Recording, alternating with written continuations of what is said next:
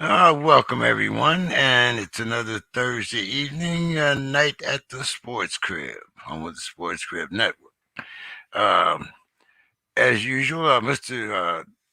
Burgess is up in the air. He is his Detroit, his flight from Denver has been a little. I think he said it was about 3 hours behind time, so he's up in the air. Mr. Hayes will be joining us a little bit later. And Bill, I don't know what happened with. I think you must have scared Mr. Daly off, but I don't know. We'll have to see what happened there. Anyway, how are you doing this evening, Mr. Carroll? I see you looking very debonair tonight. Looks like you just either you came in from a recruiting job here, or else So you. we were doing, so my boss and I we did a presentation for one of the partnerships that we have is with the Chicago Housing Authority's Partnership and Education Program. So one of the things that we do is we work with people who are transitioning or trying to transition out of uh, Chicago housing and other supported housing environments, either the ones that are supported via voucher programs or actual, city administered housing programs, and get them into programs that might help them to move up in their careers and become self-sufficient, all that good stuff. Oh, okay. I didn't, I heard that those programs existed, but, every time you hear about Chicago, the only thing we hear about is, what's happening, somebody shooting someone, or someone, I mean, it's the usual, I've it's the lived all usual. over. I've lived all over this city. Um, the only time I had an actual time when someone almost pulled a gun on me was actually a police officer.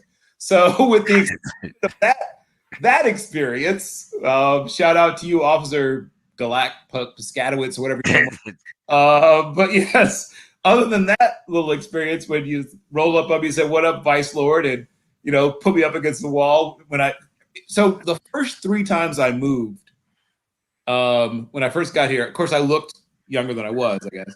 I would always get the little welcoming committee where like a cruiser would pull up, I get thrown against the cruiser or thrown against the wall, frisked, checked for gang tats, the usual stuff. And then here's what would happen. They would check, and this is years ago, so I still have my old military ID, and all of a sudden everything changed. Like, oh, I was in the blah blah blah. It's like, I don't want to be your friend now. Like, what is wrong with you? I don't want to hear about the fact that you were also at Fort Bragg or whatever. No, get out of my face. But yes, people say a lot of things about a lot of parts of the United States, and Chicago's not perfect, but trust me, it's not what you've been taught or heard or whatever. I've lived the far south side. I haven't lived really the actual west side. I live like the near west side, like 1800 West, off Chicago Avenue at one point. But I've lived far north. I've lived far south. I've lived sort of the middle of the city. I've lived in all but really one section of the city, and it's like other cities. I mean, if you've lived in New York or you've lived in Baltimore, if you've lived in Oakland, or if you've lived in Houston or whatever, stuff happens. I mean, I don't know how else to put it, but I mean, dude, I'm not living in the Gaza Strip. you know, like I don't know what to tell people who like I don't put on Kevlar before I go to work. It's not that bad. No, no. And I lived and grew up in Newark before Cory Booker, so. Well, right. Well, you lived in Newark when Newark was Newark. I mean, when Newark was on fire. Before the fire, okay, Or before. Okay, before. When it was smoldering, it was just right. Yes, right. There you go. I mean, So believe it or not, my mother's first job out of school was working for HUD in Newark. She and then they later transferred her to Trenton, because I guess classy it up or whatever. I don't know. I don't know if it's a promotion or what it is, but eventually she got to Trenton. But yeah, yeah, and it was when HUD was new, because HUD was founded, I think, in 1964. So she was probably one of the first, 100 or whoever people they hired. She graduated May of that year, applied for a job. Boom, yes. You want to work for HUD? Yes, here. Go to Yeah. Newark. Go to Newark. Talk about, yeah, talking about what do they call Now we're gonna find out how badly you want to work for HUD. it? Right. Yeah. Yeah. The hill in Newark was, hey, the experiences at Booker Pool Room. Like I said, I told a lot of people, to show you how far back it goes. My first room as a grown man was at the Father Divine Hotel. Yeah, So we talked about Father Divine, you Fat remember Father that? Divine. Yes, yes, Yes, yes. yeah. So what we had, Father Divine, Daddy Grace, Daddy Grace, Daddy G, as they call them. Yes, yes, yes, yeah, yes. I can reminisce with you if you want. But So Gary U.S. Bonds, right, who is from my neck of the woods. He's from I think Portsmouth, but I think he actually grew up in Norfolk. But his song "Swing with Daddy G" is about living in a daddy. So yeah, when he's talking about I yeah, dance to a quarter of three, yeah. Daddy G's Daddy Grace. Yeah, that's who Daddy. Hey, get up in the morning, get that free breakfast. You got Yes, right, right, got three squares a day. Hey, right, right. oh yeah. So Classic three hots in a top, baby. 25 cents. You get a lot for a quarter back in them days. You You can't even those pay. days, yeah. You can't even pay taxes now. No, no. I You mean, I remember the last time I went to the movies. Don't go to the movies, but the last time I went to the movies, I mean, I was like, huh, I'm gonna need to bring more than one credit card. I mean, it's what you got to do. So I don't go to first run movies at all anymore. I've given up on that. I'm hitting up matinee shows. Oh man, hey, I'm telling you, it's like they ransom the popcorn now. You don't buy popcorn; you pay ransom for the popcorn. It's like, come on, $6 for a box of popcorn. Really? Are you A kidding box me? of like Junior Mints this big is like Yeah, yeah, $7.50. yeah, yeah.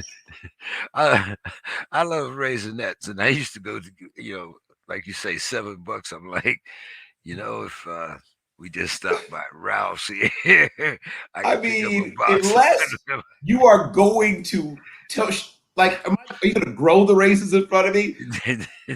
Like dip them in chocolate in front of me? Unless it's like a gourmet experience, I don't understand what's going on here.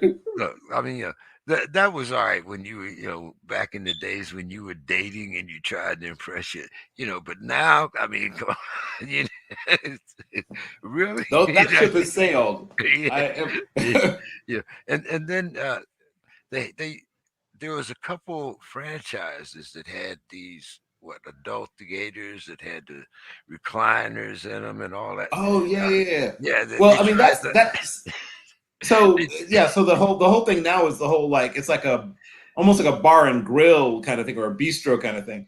And so it's that way they bring the food to you, so you don't feel quite as bad off because at least at least it's an experience, babe. I mean, if I just watch you pumping that flame retardant yellow goo all over the popcorn and I'm paying $7, I feel like I've been violated. But if I have a comfortable chair and there's a beer involved, now I feel like you respect me. Take me out to the ball game. Uh, but let's talk a little bit about the World Series because Yeah. you know, Finally, one of us got something right on the Sports Crib baseball prognostications. well, I think we all talked about the Braves pitching, but nobody talked about the Braves hitting. Well, I mean, first of all, there was all. let me shout out. Let me shout out Jorge Soler, a Sox, right? A White Sox developed player, right? That the Braves were smart to acquire, but they were not. They have good players. I mean, Freddie Freeman is a terrific football player, but they weren't going to win a lot of 10-8. I mean, that wasn't their thing. They didn't win a lot of 10-8, 11-7. That wasn't their thing. and, and and if you played fantasy baseball and you had any Atlanta players, if you had anything other than their pitchers, you were. I mean, come on. the first half of the season I had Freddie Freeman, and I mean, it was like, it was kind of like your dynasty league. You know what I'm saying? Like, you're not going to give him away, you know, Right. and but you're going to start him every game, and then all of a sudden Right. he gets on that It's streak. suffering. You have to Yeah. suffer through it. You just have to suffer. You say, you know what? I'm committed to it. It's a bad marriage, but we're married. Yeah. Is what you gotta say to yourself. We're gonna be miserable together. But what was your take there? I mean, what was the last game? But 7 once again, nothing. I mean, I mean, it doesn't. It's not cumulative, James. They don't add up, right? no. At the right time. They don't. Luckily, they don't carry that stuff over. Oh man, I mean, like they say at mid-season they were below 500, and then all of a sudden they caught fire. But I mean, Hot fire. Yep. but I hadn't realized that it was since 1995 because Yep. they win so many of their division titles. They're always in it. That's Right. the thing about the Braves. Right. I think the Braves have only missed the playoffs in 30 years. I think they missed the playoffs 6 times or something. They're in the playoffs some insane number of times, some crazy number of times. Oh, when Bobby Cox was there, did they miss a playoff? Well, they had a run where for over a decade they were in the playoffs every year. Yeah. Yeah, you're right. They had a run of, it was over a decade. Might have been 11, 12, some crazy number of years. They didn't miss the playoffs a single year for a decade plus. Then they had a little bit of a dip, but because they have such a good farm system, they don't stay down long. And then they went right back to contending. Not winning at all, obviously, but they went right back to contending. Yeah. So, let me just pencil the Braves in for 2 wins, 70 losses, and getting eliminated in the second round of the playoffs. Yeah. But they're going to get there. I did every year for a while. So I don't think that we've ever seen a pitching staff being quite used the way that this one was. I mean, can you? And I know you're one of those guys that goes back in history and stuff like that. But you had what the bullpen had 100 strikeouts. Yes. Oh, well, 100 outs. 100 right. outs. The bullpen had 100 outs. So what's happened, James? Right. You and I are both old enough to remember when Jack Morris or Catfish Hunter. 7th inning, right after the 7th inning stretch. You got that one guy that was going to give you those guys. You're going to give you 2 innings, and then you're going to have the guy that gives you the 3 outs in the ninth. I mean, those days are over. Well, think about 1965. Of course, we'll never see this again. But in 1965, Koufax started 4 games and relieved another game, right? So in a 7-game series, he started 4 of them, 3 of them complete games, and then relieved another one, right? So he pitched in almost every single game in a 7-game series, right? Now, once again, he told Walter Alston, like, this is it for me, Skip. Like, do whatever you want to do with me because I'm done after this. And he came back one more year. He thought he was going to retire. He came back, pitched 66, but then retired after that season. But he was thinking about retiring. So he said, do whatever you need to do. And they just threw him out there, right? So this guy who's, arm is basically on fire, right? Because of all the arthritis in his elbow, is going out and just gutting out inning after inning. The game is so different now, I guess is what I'm trying to say. Is everyone says, who do I want in this high leverage situation? They don't say who's starting anymore. It's like, well, who do I want against this batter? And so they build their plan, scheme, whatever you want to call it, pitching chart, so that almost nobody faces the same batter more than occasionally twice, but third time through the order is dead. Like that's dead. That's gone. That's scratched, right? I mean,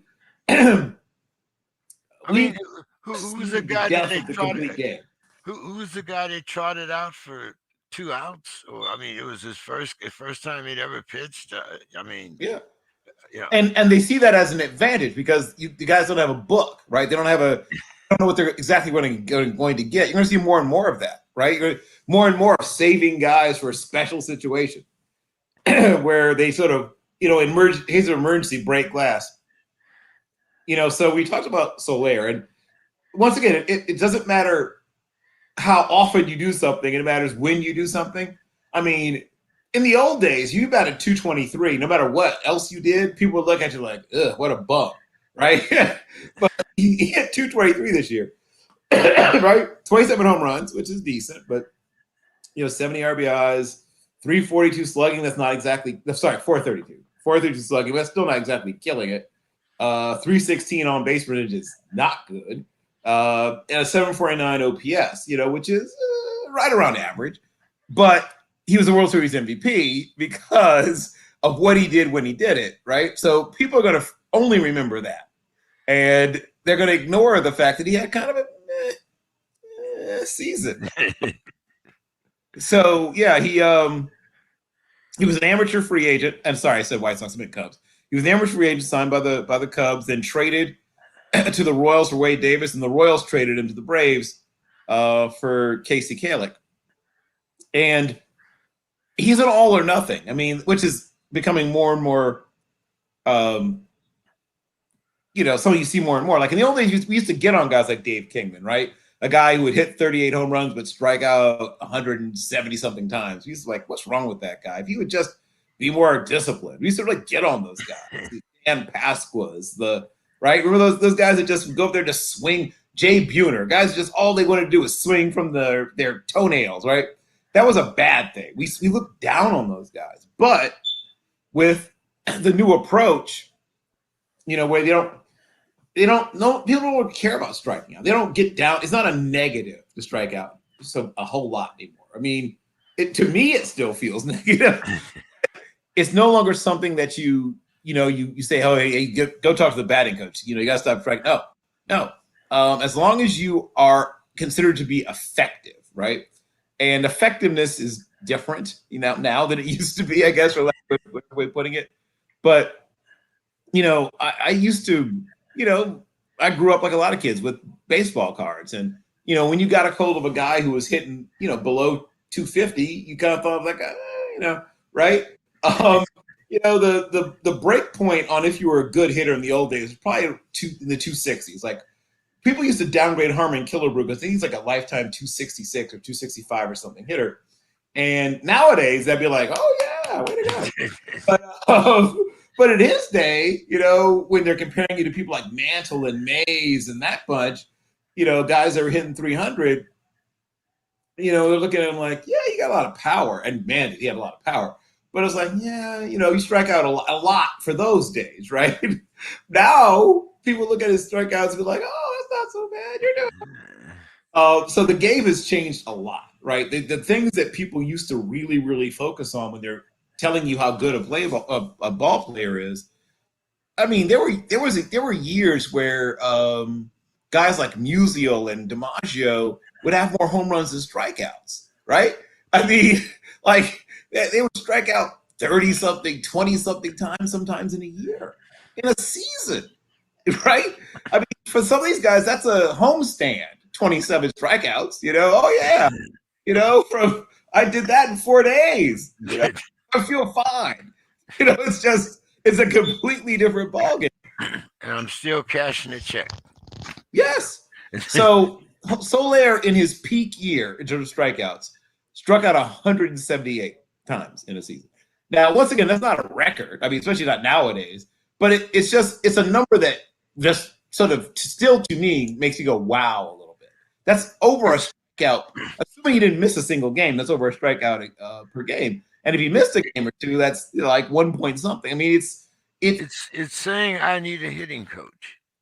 Well, not or but hitting coaches don't worry about strikeouts anymore. That's the thing. But that was a hitting coach's job was to make for you to hit, not for you to strike out. I mean, well, there we go. It's not called the strikeout coach. It's called the hitting coach. I mean, Oh, he doesn't need a strikeout coach. He's got that licked. Yeah, He's got that on lock.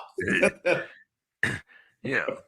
So, and I also seem to notice that just watching the game of baseball has become much different. Yes. Where Yes. this is the release point. This is the swing plane. Uh, Yep. a lot of terms that you didn't hear 5 years ago, let alone now. I mean, when not only has baseball changed, but the terminology has seemed to change also. It's no longer balls and strikes. It's you know the spin on the ball, and it doesn't even matter if he gets played anymore. It's all Well, it's so all here's about technique. well, and even not so much even technique. It's more they're trying to quantify why certain guys' balls are heavy balls or why certain guys because they've always described these things, but they didn't have the numbers to back it up. They didn't know what the spin rate was on Carlton's slider. They didn't know what what Ted Kluszewski's swing plane was. I mean, we've always had a lot of numbers in baseball. Baseball's always been obsessed with numbers, right? But it's usually been elementary. Now you need at least an advanced mathematics class to watch baseball. Well, it's not even so much mathematics I as mean, I would say engineering is probably the better way to look at it. well, engineering. I mean, that how much more mathematical can you get? Well, right. That's what I'm saying. Like the math has always been there. Baseball's always been about math. The difference is now it's engineering principles. They want to know why this guy's ball breaks like that. Why this guy's backup slider backs up. Why this? So that's what's changed. do I Is really care that I mean that the guy hit the ball 485 feet or whatever. Do I really mm, care? Well, it was because of the outside swing, and it was because of the well, trigonometry and the plane. I'm glad you asked that. Here's the why they care speed about. the speed of the ball when the pitcher released it, the speed of the ball when it left the bat when you heard that clunk.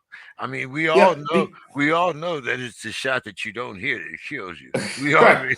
But here's well, the I guess we don't all know. I'm sorry. right. I know what you're saying. But here's the reason, right? You're asking why do they want all this data, all this information? Because they want to go to some high school in Arkansas, some college in the Gulf Coast, junior college on the Gulf Coast of Florida, some some college campus in Fullerton, California, and having crunched all the numbers, look at these guys, tape them, and see who is swinging on that swing plane, who's going to meet the ball at this launch angle, who's going. So now they're looking for the guy. Remember the old, hey, you fit the suit, you're the new Johnny Bravo. So what they're trying to do is here's the guy we want, right? The pitcher we want, his arm slot's here, his spin rate is here. He gets this much break on this pitch, right? He gets, this pitch is coming at this and doing that, and it moves at this elevation. It's moving this much, so much downward movement. It's got this much, side to side movement. Yes, spin rate, all that. They're crunching all those numbers. They're just gathering this information to say, oh, look at the cool numbers we have. They're using this to find the guy that they think is going to be the next guy. That's the point. So now in the old days, when you were finding Ted Kluszewski or Johnny Mize or Joe DiMaggio or Bobby Bonds, Barry Bonds, Mel Ott, right? You didn't have all that stuff. You just sent some broken down old player or broken down old coach out to wherever he was, watching kids, So Kluszewski, as you probably know, went to Wisconsin on a football scholarship. Was a terrific football player. Played with George Taliaferro, and in fact, the last undefeated Indiana football team was the one he was on. Kluszewski was on in 44, maybe. Don't quote me on the year, but sometime like that. he was on the last undefeated. The last time Indiana won the Big Ten, I think, was when Ted Kluszewski was on the team. So he played baseball in college, but he was actually on sort of like Frank Thomas. Actually went to college on a football scholarship, and so they found him. Somebody was saying like, "Who's that gorilla?" Literally, that was what the scout gorilla, and somebody said, "Oh, that's Big Clue." It's like he's a football player, but he plays pretty good at baseball. And so the guy stays and watches, and he's watching this guy just, I mean, balls just, because he was a guy. He wasn't a guy that hit high arcers, right? The old joke was, I don't know how many home runs shortstop steal off Ted Kluszewski, because he would hit these things that would go on this angle like this, like a plane taking off, right? As opposed to those. No, he wasn't a moonshot guy, right? He hit these screaming liners that would just elevate, right? Slowly but surely as they went up and up and up. And because he was so darn strong, right? But he's one of those guys I think people don't understand how good he was, right? Kluszewski had 1, 2, 3 seasons in his career where he had more home runs than strikeouts, right? I mean, he's on 4. He's on a very short list of guys that had that many seasons where they had more home runs than strikeouts. And other than the guys who were pitchers, there's some pitchers who did it back when pitchers used to hit. But other than the pitchers, I think he's the only position player on the list who's done it that many times who isn't in the Hall of Fame. But to your point, is it paralysis through analysis? I think to some extent. I think some of these teams are a little too analytics driven. But there's a lot of teams that have had a lot of success with it. And I'll point out, once again, the Tampa Bay Rays. They very much have to do some of this stuff because they can't afford to keep guys. So they constantly have to find the next guy, because when this guy becomes arbitration eligible, he's off to New York, or he's off to Boston, or he's off to, somebody's going to pay him, right? The Padres or somebody's going to shell out the money. But we know that we have to find the guy to replace him. So we can criticize it, but some franchises have gotten this right and done a good job with it. Yes. And you guys always mention the Tampa Bay Rays are a very good example of that. So it works when it works, but hey, there's always a miracle around the corner. Speaking of that, before we move on, a guy that you and I both watched, I know through his career, especially if you've watched any Giants games out here, and if you're uh, one of those guys that likes the hard working position of catcher, you have to have this guy on your list, and that's Mr. Buster Posey. He is saying that this is his last season. Yeah, he's done. Yeah, it's hard to catch for as many years as he's caught, and he's had obviously some injuries, including what people thought might be a career a few years ago, and he won Comeback Player of the Year when he managed to come back and go back to being Buster Posey, which there's a legitimate question mark if he was able to do that. The first time I saw him, he was playing second base actually at Florida State. They moved him. Might have been in the second half of his sophomore season. Once again, don't quote me on that. But it feels like it was sometime around that he moved from second base to catcher. Sort of a reverse Biggio, right? Biggio went from playing catcher to moving out to playing second base. But he was a terrific player in college. I mean, I thought he might have been the best college player I saw that entire season. And he could field the ball. He could run a little bit. Could he hit? Could he hit? Terrific ball player. In honor of my father, I'll say the only thing wrong with him was he played for the Giants. My dad, of course, was a lifelong Dodgers fan. But a complete ball player, right? Somebody said they thought he was the greatest catcher of all time. Now, this is obviously a younger person. Yeah. I had to kind of, let him know there have been better catchers. But he's a great catcher. He's not in the Johnny Bench category or even the Roy Campanella category, but he was a really great catcher. And very much, I think, the face of the Giants. Yeah. So I mean, Yeah. once they lost Bonds, and I guess Bumgartner sort of, they could have shared it for a while when they were there together. But yes, I mean, he's just a terrific all around ball player who happened to play catcher, and it's an incredibly physically demanding position. Obviously, it saps a lot of guys hitting. I mean, Joe Torre is a borderline Hall of Famer, and if he had moved to another position, first base, third base earlier, he probably is in the Hall of Fame, right? Because catching just wears you down. It just takes so much out of you.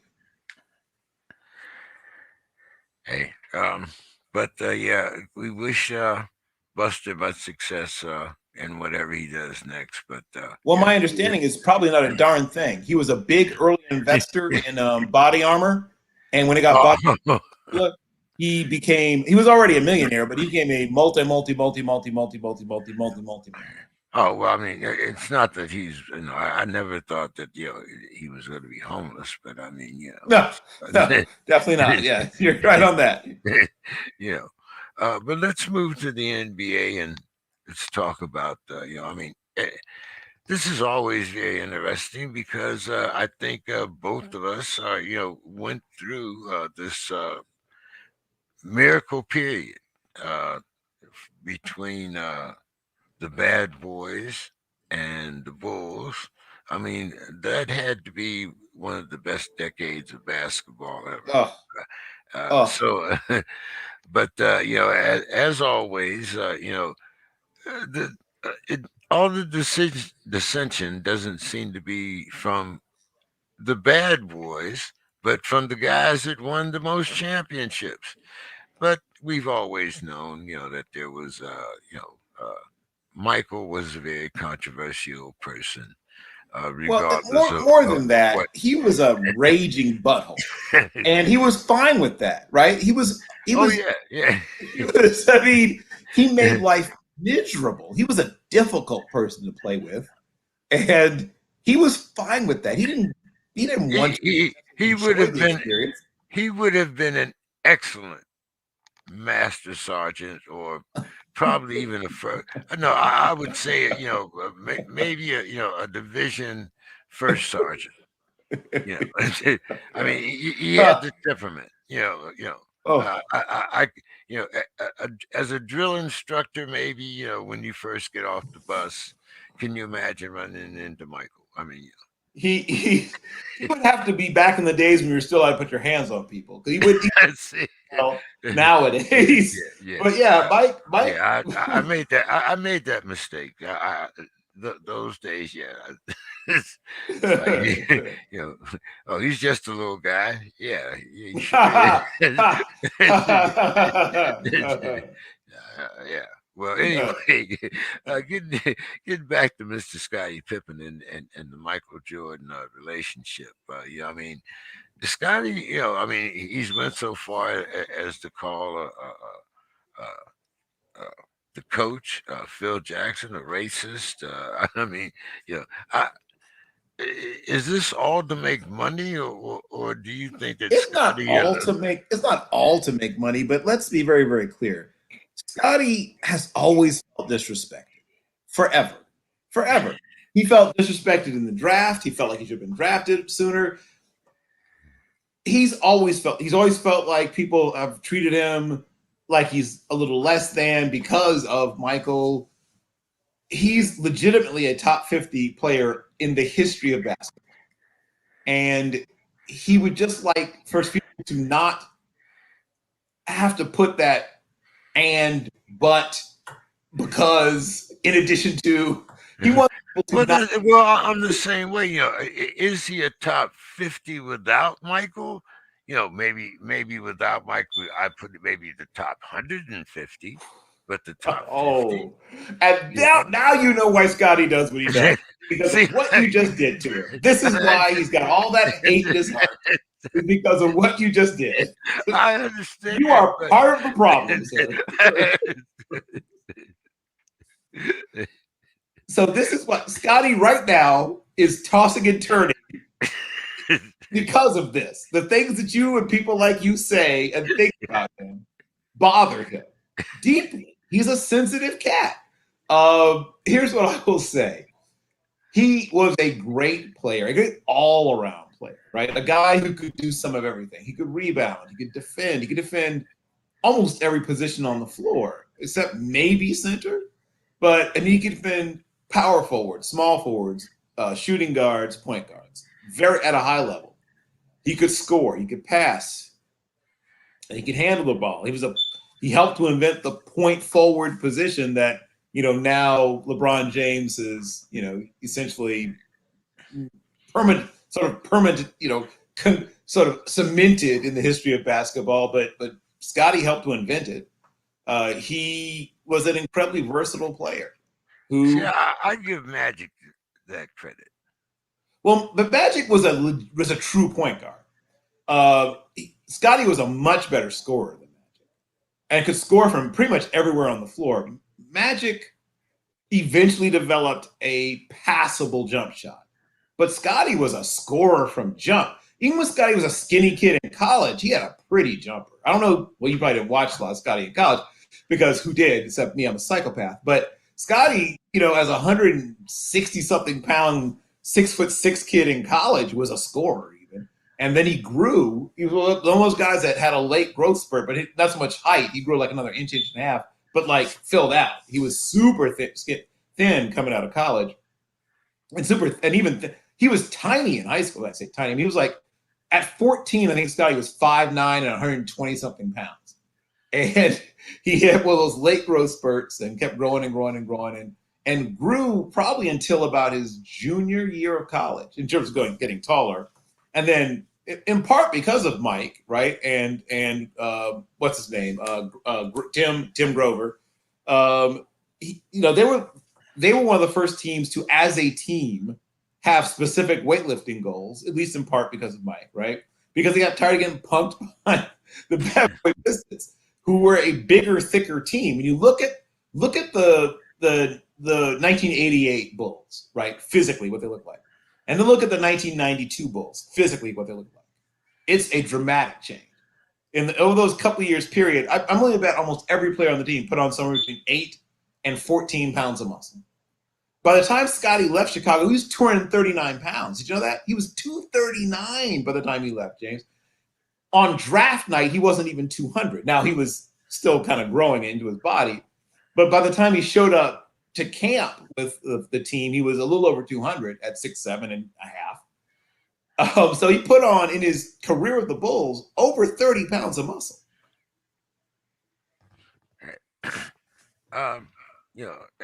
Great career. Like I said, played with a great team. And but the team was great, at least in part because of Scottie. Like, if you take that team, that's a very different team. I wholeheartedly agree. But also, if you take Michael off that team, it's a whole different team also. Right. Well, I mean, we saw the year that Scottie was carrying the team without Michael there, and they still were. I mean, they gave the Knicks a real run for their money, but it wasn't, obviously. Yes. I mean, I'm not going to pretend it was the same. I lived in Chicago. I watched all the games, James. So yes, I shout out to WWOR. Shout out to Fox 32, because somebody was broadcasting every game.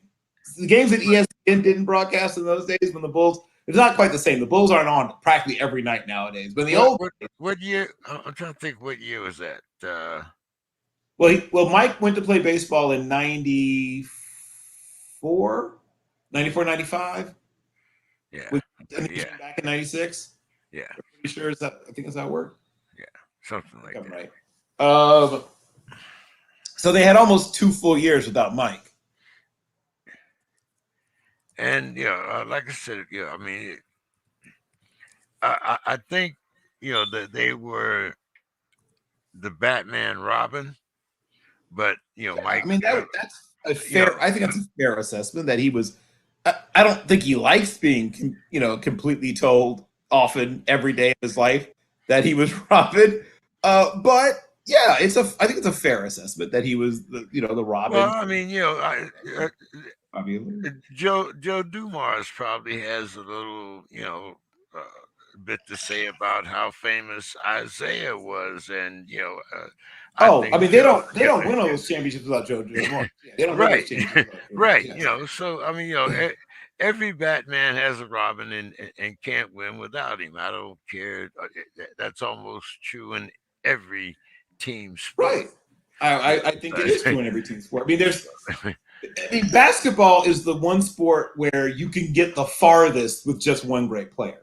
It doesn't work in football at all. no, no. At all. I mean, we've seen teams.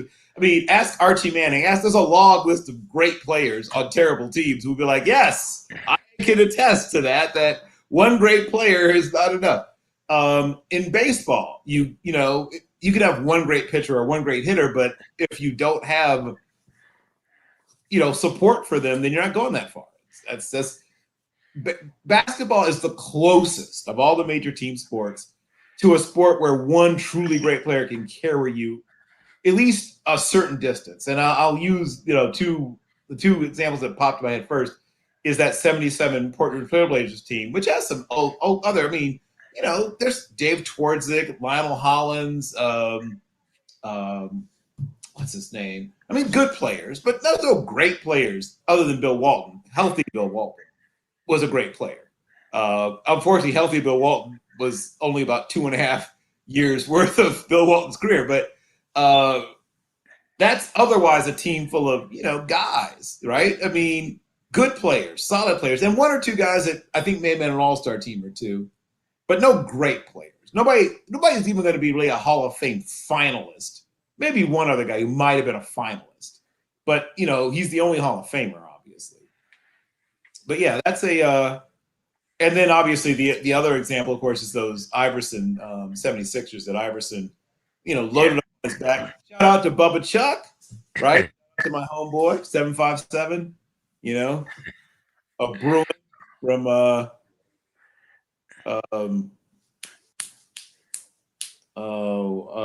Bethel Bruins, Bethel High School, Hampton, Virginia. Okay. But yeah, he carried.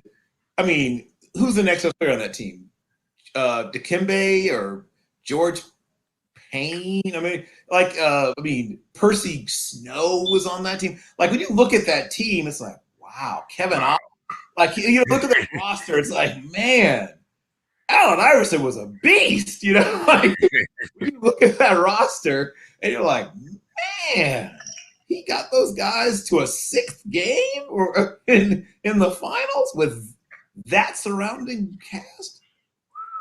Allen Iverson was a beast. Like it hits you again how great he was when you see the surrounding cast. Well, now I don't know if you've had a chance to look at the 75th anniversary team, Mm-hmm. but uh, you know, if Michael had beef, or if he knows these writers, I'm sure he's following them up and down the golf course, or chasing them up and down, much like someone a knight with the jousting stick, because Magic, Michael, and Shaq were all on the second team of the 75th anniversary team. Yep. So when you look at the roster, first, second, third team, uh, Yep. are you a little suspect like Michael that what are your observations on that first team? I So, saw a couple. I saw at least three guys on there that I think that these guys could replace. so the first thing that you realize is it reveals to you. I guess the term you might use is a changing of the guard, maybe. It reveals to you that uh, there's been a shift, maybe is a good way to put it, right? There's been a shift in the way that people see the game. And younger uh, writers, basketball writers, pay more attention to a guy's PER and all that good stuff, right? You talk about analytics. Um, guys care way more about that stuff. And so, Bob Cousy is going to get very little love from like a lot of the younger writers than he would have gotten in the old days. Bob Cousy's offensive efficiency numbers are not great, actually, right? If you run him through the, so some guys get hurt by that stuff, and but some guys get helped. Some guys that we thought of as good players are revealed as really great players, I guess, if you run them through these more advanced analytical numbers. Well, just let me give you an example. Okay. Sure. On the first team, we have Charles Barkley. Is Charles Barkley really better than Shaq? I can go. Let's see. Let's go down a little. I would not say he's better than Shaq. They're such different players. But yeah, I mean, let's go. Let's go down a little further. I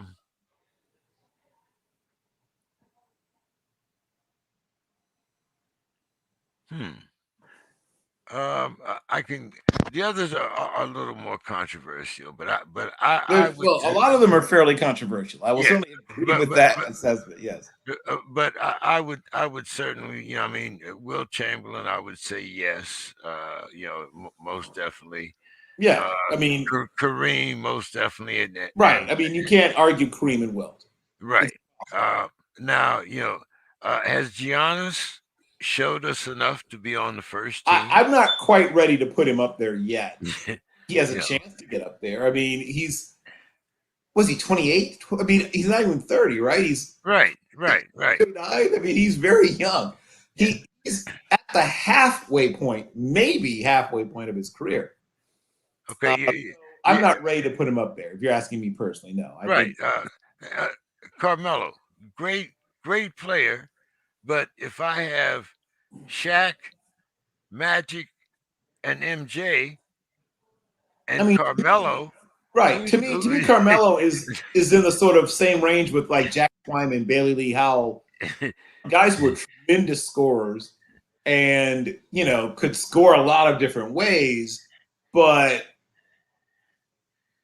because basketball is basketball, and you have to play at both ends of the court, I always downgrade guys like Carmelo, and even more guys like Harden. I'm harder on those guys because as great as they are on one end of the court, they're giving you average to below average production. In the case of Harden, sometimes way below average production on the other end of the court. See, and the now, top tier guys are great at everything, right? They have that's what right. Shaq was a great defender and a great scorer, not quite as great as Wilt. Who was, and maybe the best combination scorer defender in the history of the center position is probably still Wilt. And then Kareem isn't too far off. No, well, Kareem's there. Anthony Davis. I mean, has once again a little premature to me, right? Yeah, a little premature. Hey, if Mike was human before, I don't think anyone that writes for NBA. Well, to quote the man, to quote the man himself, and I took that personally. I mean, he took it personally. Yeah. I mean, I could even see, Robert Parrish over Dave DeBusschere or possibly Cowens.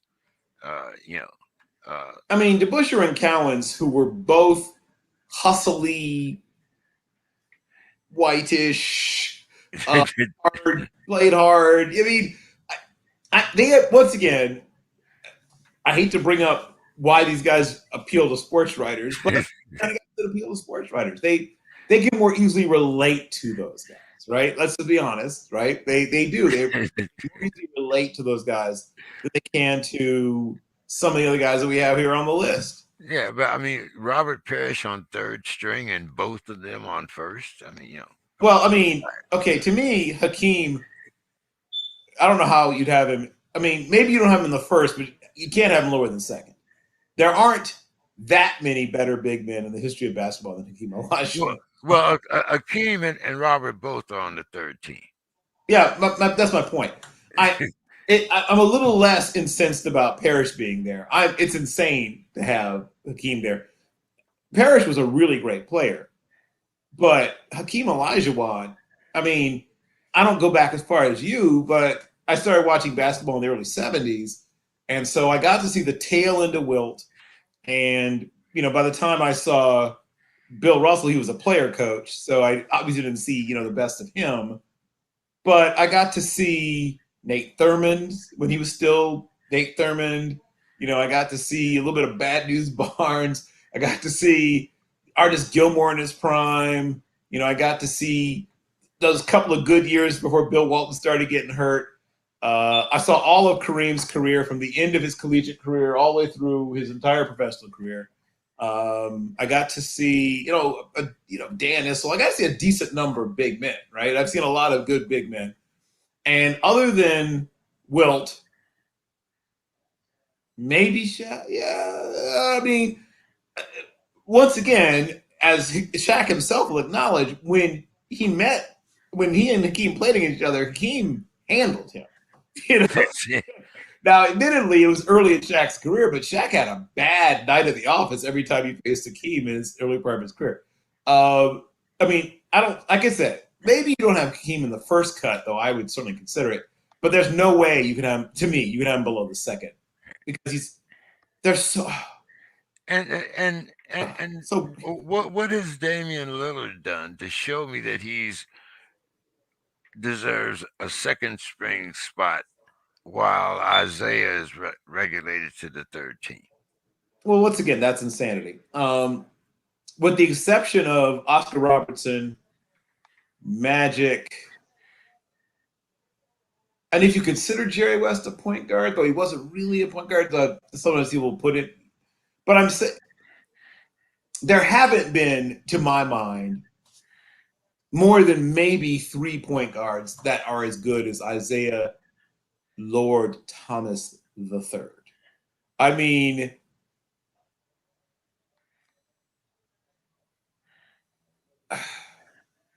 Steph Curry is not as good a point guard.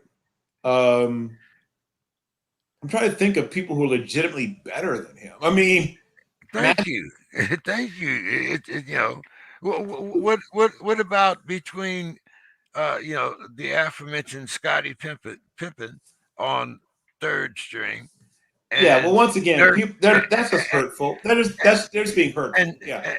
and Dirk Nowitzki on the second team. I like Dirk, but come on now. I mean, once Yeah, again, no. Well, Dirk helped revolutionize the game. He was the first of the really great, foreign big men to make it big. He helped to make stretch four a thing. I get all that, but okay, let's just break it down. Bob Pettit is too low, right? Bob Pettit was the game's really first great all-around power forward. He should be, if not first, then no lower than second, right? He was basically just, and they didn't. Duncan, basically. It would be one thing if they put him in there by position, but these are just randomly named. It's not like that there's one center. I mean these. It doesn't seem like when you look through the first list Look, of I four. love John Havlicek, but he wasn't a better player than Scotty. See, So I don't really I was trying I to, love Sam Jones, but he wasn't a better player than Scotty. He definitely wasn't a better player than Bob Pettit. That's why I was Bill Russell trying. and David Robinson are in the third. That's what I'm saying. I was trying to buy into your argument about the numbers and Well, okay, see, but that's wrong. I just realized that they're not really doing that either. Now, Lillard, now the analytics love Dame Lillard, and he is a great, incredibly efficient player who's really good on both ends of the court. And you could legitimately make an argument for him if you're just making a decision based on numbers, bumping a guy like Kuzi, because the numbers do not like Kuzi. Dame Lillard's better than Kuzi in almost every way you can devise numerical evaluation. Okay, but is he better than Isaiah Thomas or, or, Oh or hell no, John no, no, no, hell Stockton? no, no, no, no, no. See, you know, I mean, yeah, so I mean, so if you just so go right across, Stockton's an interesting fight. Like if you were asking me to pick between Stockton and Isaiah, it would be hard because they were both great passers. They were both very good defenders. Isaiah was the better, in but terms of once and better in again, terms of. but once again, if you're at Rucker Park, and the last three guys left are Damian Lillard, John Stockton, and Isaiah Thomas, tell me you're going to pick Damian Lillard first, so I can laugh. Well, now if you're talking about like street basketball, I actually probably would take Lillard because he's the best athlete of the bunch. Because that's what really matters in street ball. If it's an NBA basketball game, I'm probably picking Isaiah Thomas. It depending on how my team is structured. I don't think you can get more street than Isaiah when he was playing. Oh, well, I mean, you're talking.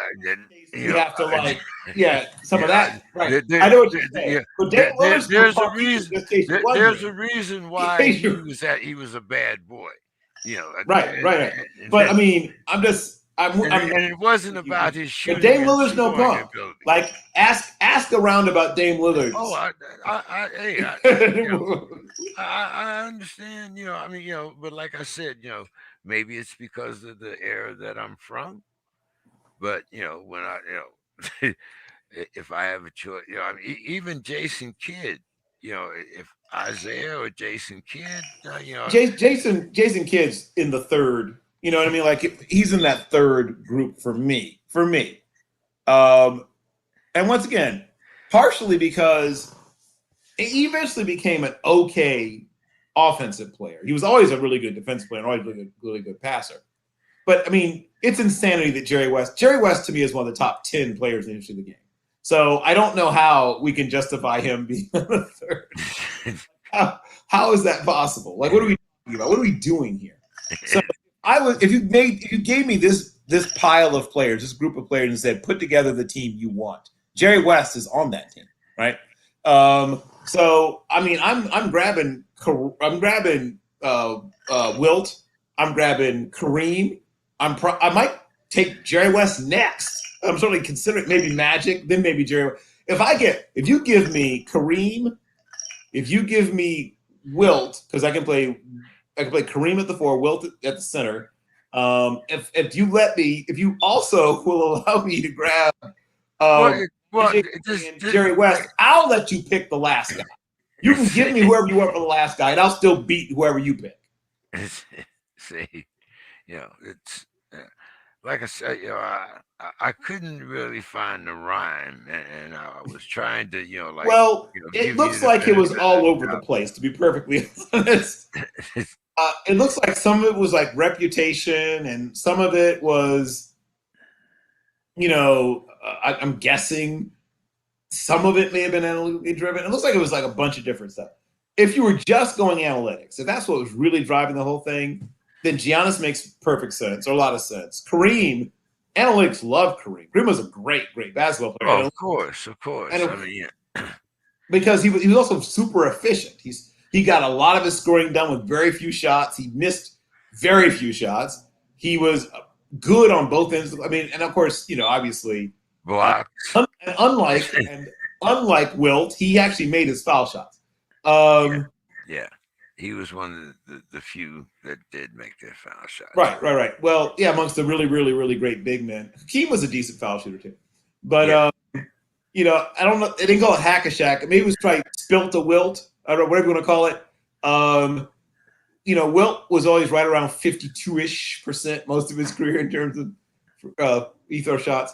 So here's what I will say. And I'm a huge Ray Allen fan. I love Jesus Shuttlesworth. But there is no way on God's green earth he should be on the first group over Hakeem, over Bob Pettit, over Oscar Robertson, over Bill Russell, over Isaiah Thomas, over Jerry West. I mean, and I love Ray Allen.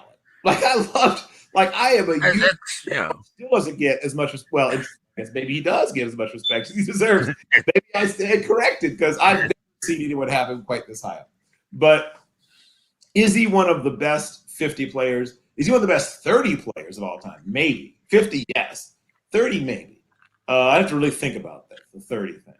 That's a tougher one. But he's definitely, I mean, Rick Barry's great, but shouldn't he be more on the second than the first list? I mean, Yeah, and by any way, shape, or form, having Rick Barry over here and then Michael Jordan over there. Like I can't make it work.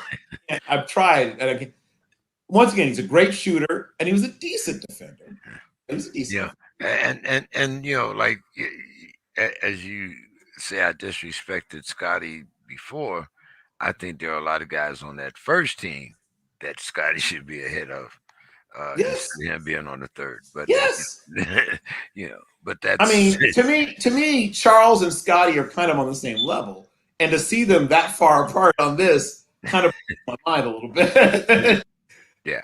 I think of Scotty and Charles as guys who once again, if I were just putting a team together, and I'm getting to like the bench portion, and because that's where they would be, they'd be in the bench portion for me if I'm just putting a team together from this list. It'd be a tough choice to make, right?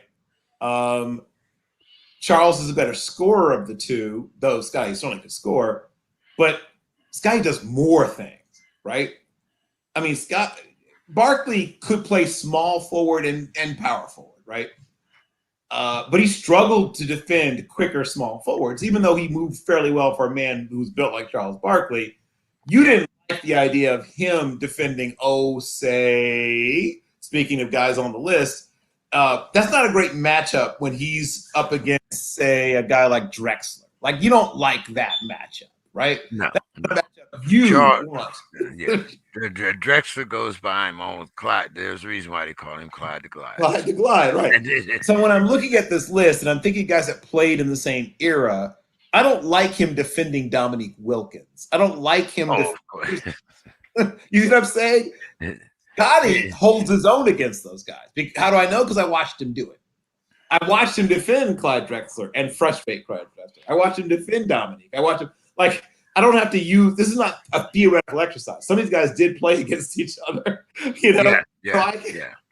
can definitively say that Charles couldn't defend these guys as Scotty could.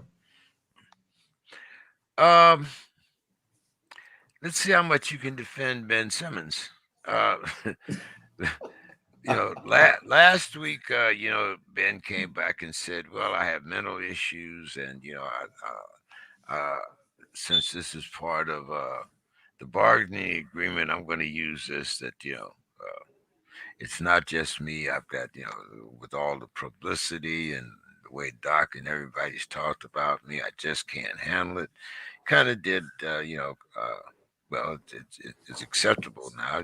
You can use that. Okay, let's separate these two things before we go too far down this path. If he has been seeing a mental health professional, has been diagnosed with something like social anxiety disorder or whatever, I mean, that's real and legitimate, and it's no different than if he had a physical ailment, right? I mean, this is real, and it's not something that should be laughed off or denigrated. No. Now, the thing that bothers you is the timing of it, right? That's the first thing that bothers me is the timing. It's like, after we've been through all of this, I mean, you could have said that when you said you weren't going to report to training camp. You didn't say it until they started talking about fining. Then all of a sudden, I have mental issues. And then on top of that, you're taking no treatment. Yeah, no, that's so how am I supposed to, Wolf? Wolf? No. Yeah. It's something. Yeah, I'm not. Once again, I'm not in a position to judge because I've never met the young man. I've certainly never attempted to, and plus I don't have the training to try to assess what is or isn't in that young man's, mind or nervous system. I'm not. I'm not. It's not an assessment. I mean, sports crib is just opinions. That's my opinion. My opinion is that the timing was very suspicious, and the fact that Sure. and the fact that you're not actively getting help now makes it doubly suspicious. Even if you were just going through that sham AA meeting, or that narcotics, and not if you were just putting forth an effort, I might be a little, I might not be as pessimistic. Well, whether or not there are merit or not, there's merit or not in whatever he's stating about this, what is clear and obvious is that with or without the other things, these ancillary things that have been raised, he was a bad fit for what that team is becoming. First of all, he's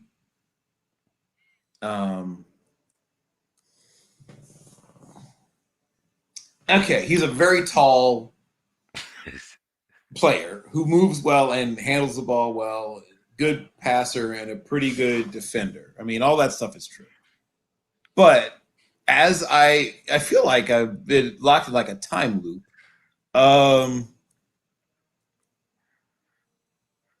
If when you see a guy who consistently struggles to figure out how to get the ball from his hands into the basket, even when he's very close to the basket, that's going to continue to be an issue. And I do hope that if he does legitimately have mental health issues, that he does begin to seek treatment for them. And I hope that people give him the time and space to do so. However, in addition to that, he's got basketball issues too. I mean, both things can be true, James. He can legitimately have mental health issues, and he can legitimately also have basketball issues that are separate, maybe related, but separate. And both need to be resolved if he's going to become anything, right? I mean, he's going to become anything other than one of those cautionary tales, about drafting a young man who has only shown promise but never really shown real production. And I know the NBA has sort of moved away from production as a benchmark for how to find good players, and gone away with it. I would be feeling very sorry, and I would have a lot of understanding for what you're saying, except for the NBA. When they give you a signing bonus, it's not like that's what you get. So this young man is not exactly, I mean, it's not like he couldn't afford mental health issues before, to have his own psychiatrist. I mean, the young Oh, man has made millions of dollars. he is, So, yes, so, right, so therefore, I mean, not only is he in a position to obtain the best help possible, yes, but if he's not even attempting to seek it, and under his contract, it is part of, I mean, it's part of his contract that he can do this without losing a paycheck. So therefore, it would seem to me to be behooving to hire Dr. Seuss if necessary, in order, if this is about me keeping my paycheck. Me talking about keeping my paycheck, and having mental health issues, and then, not seeking any type of professional help according to the team, according to the organization that is paying him. Like I said, this puts it on a different level. If he was a high school kid just coming out of high school, but this is what is a 2 3 years in the league, and he has, maybe his mental health issues is because he hasn't learned how to shoot. well, Bill, yeah, I well, got you speechless. No, come on, Bill. Come on now. You got it. yeah. Look, I will say this much. I will say this much, that there's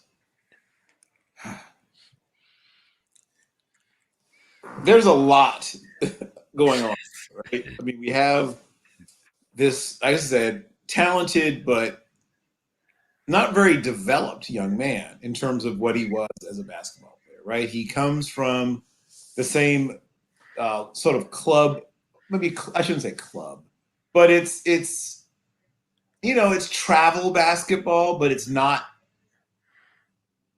Yeah, the same I as what we understand. have here. Then Yeah, spends I 1 year at understand. LSU, Yeah, playing sort of a Scottie Pippen-ish kind of position, but not with the same ability to score, obviously. But he's tall distributor of the basketball, you know, almost like a more athletic but less skilled, less polished Tony Kukoc, right? He's this very tall distributor of the basketball who could move well. He's a better defender than Tony, but not as good at finding the basket as we just talked about. Uh, and people get super excited about him, right? And I watched him play, and I was like, okay. I mean, my thing was, I think he should come back. I remember saying that, like, okay, this guy should probably stay in school. Well, everyone says he's going to be a top 5 pick, so I guess he's not staying in school. But my first thought was, yeah, this guy's not finished. He's not done. Like and everyone says, oh, he'll pick that stuff up in the NBA. It's like, oh, you think so? Like, I know that's what everyone says happens, but I don't think it happens as often people think it happens, that a guy just automatically figures out this thing he didn't figure out in college once he gets in the NBA. I'm not saying it never happens, because some guys do, yeah. tremendously improve and get just The wild. great, the great ones do, as they say. Some of the great ones do, yeah, yeah. But I mean, some of the great ones, most of the great ones were great already, though. You know what I mean? Like, there wasn't a whole lot that Jerry West had to work. He got better, but it wasn't a lot that Zeke or Kevin Green still had to work on. He could do pretty much everything by the time he got out of West Virginia. Michael was his jumper got better and he got stronger. Once again, we talked about the whole thing with Tim Grover. He was 198 coming out, and he was 214 by the time the last of the three peats. So he put on a fair amount of weight and got stronger. But the jumper and the getting physically stronger obviously was the two things that really stood out. But he was a terrific ball player in college. Like, it wasn't like it was hard to spot.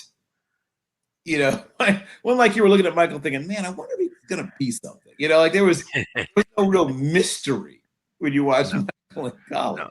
no, no. You knew that Michael was going to. I don't. You knew that Michael was going to be great. You just didn't know how great. But I think we all, if you watched him in college, and even those first years when he was, going through his growing pains, it was evident that Mike was going to be who he ended up being. Yeah, it was pretty. Uh, let's talk a little football here, and maybe Don will come in before we get finished and go into our pro thing here. But under the present system, do you think that a two-loss Alabama could still make the playoffs? I mean, they're already uh, uh, what is it, ranked number 2, and I'm still. I still have my eye on that Auburn game. I'm not sure that Auburn, that they're going to beat Alabama. I mean, that Alabama's going to beat Auburn. But and there could possibly be even another. I'm sure that a 3-loss Alabama won't. But as soon as they get that, what do you think? A 2-loss Alabama, will they still get that Well, Alabama I think pass that's what card?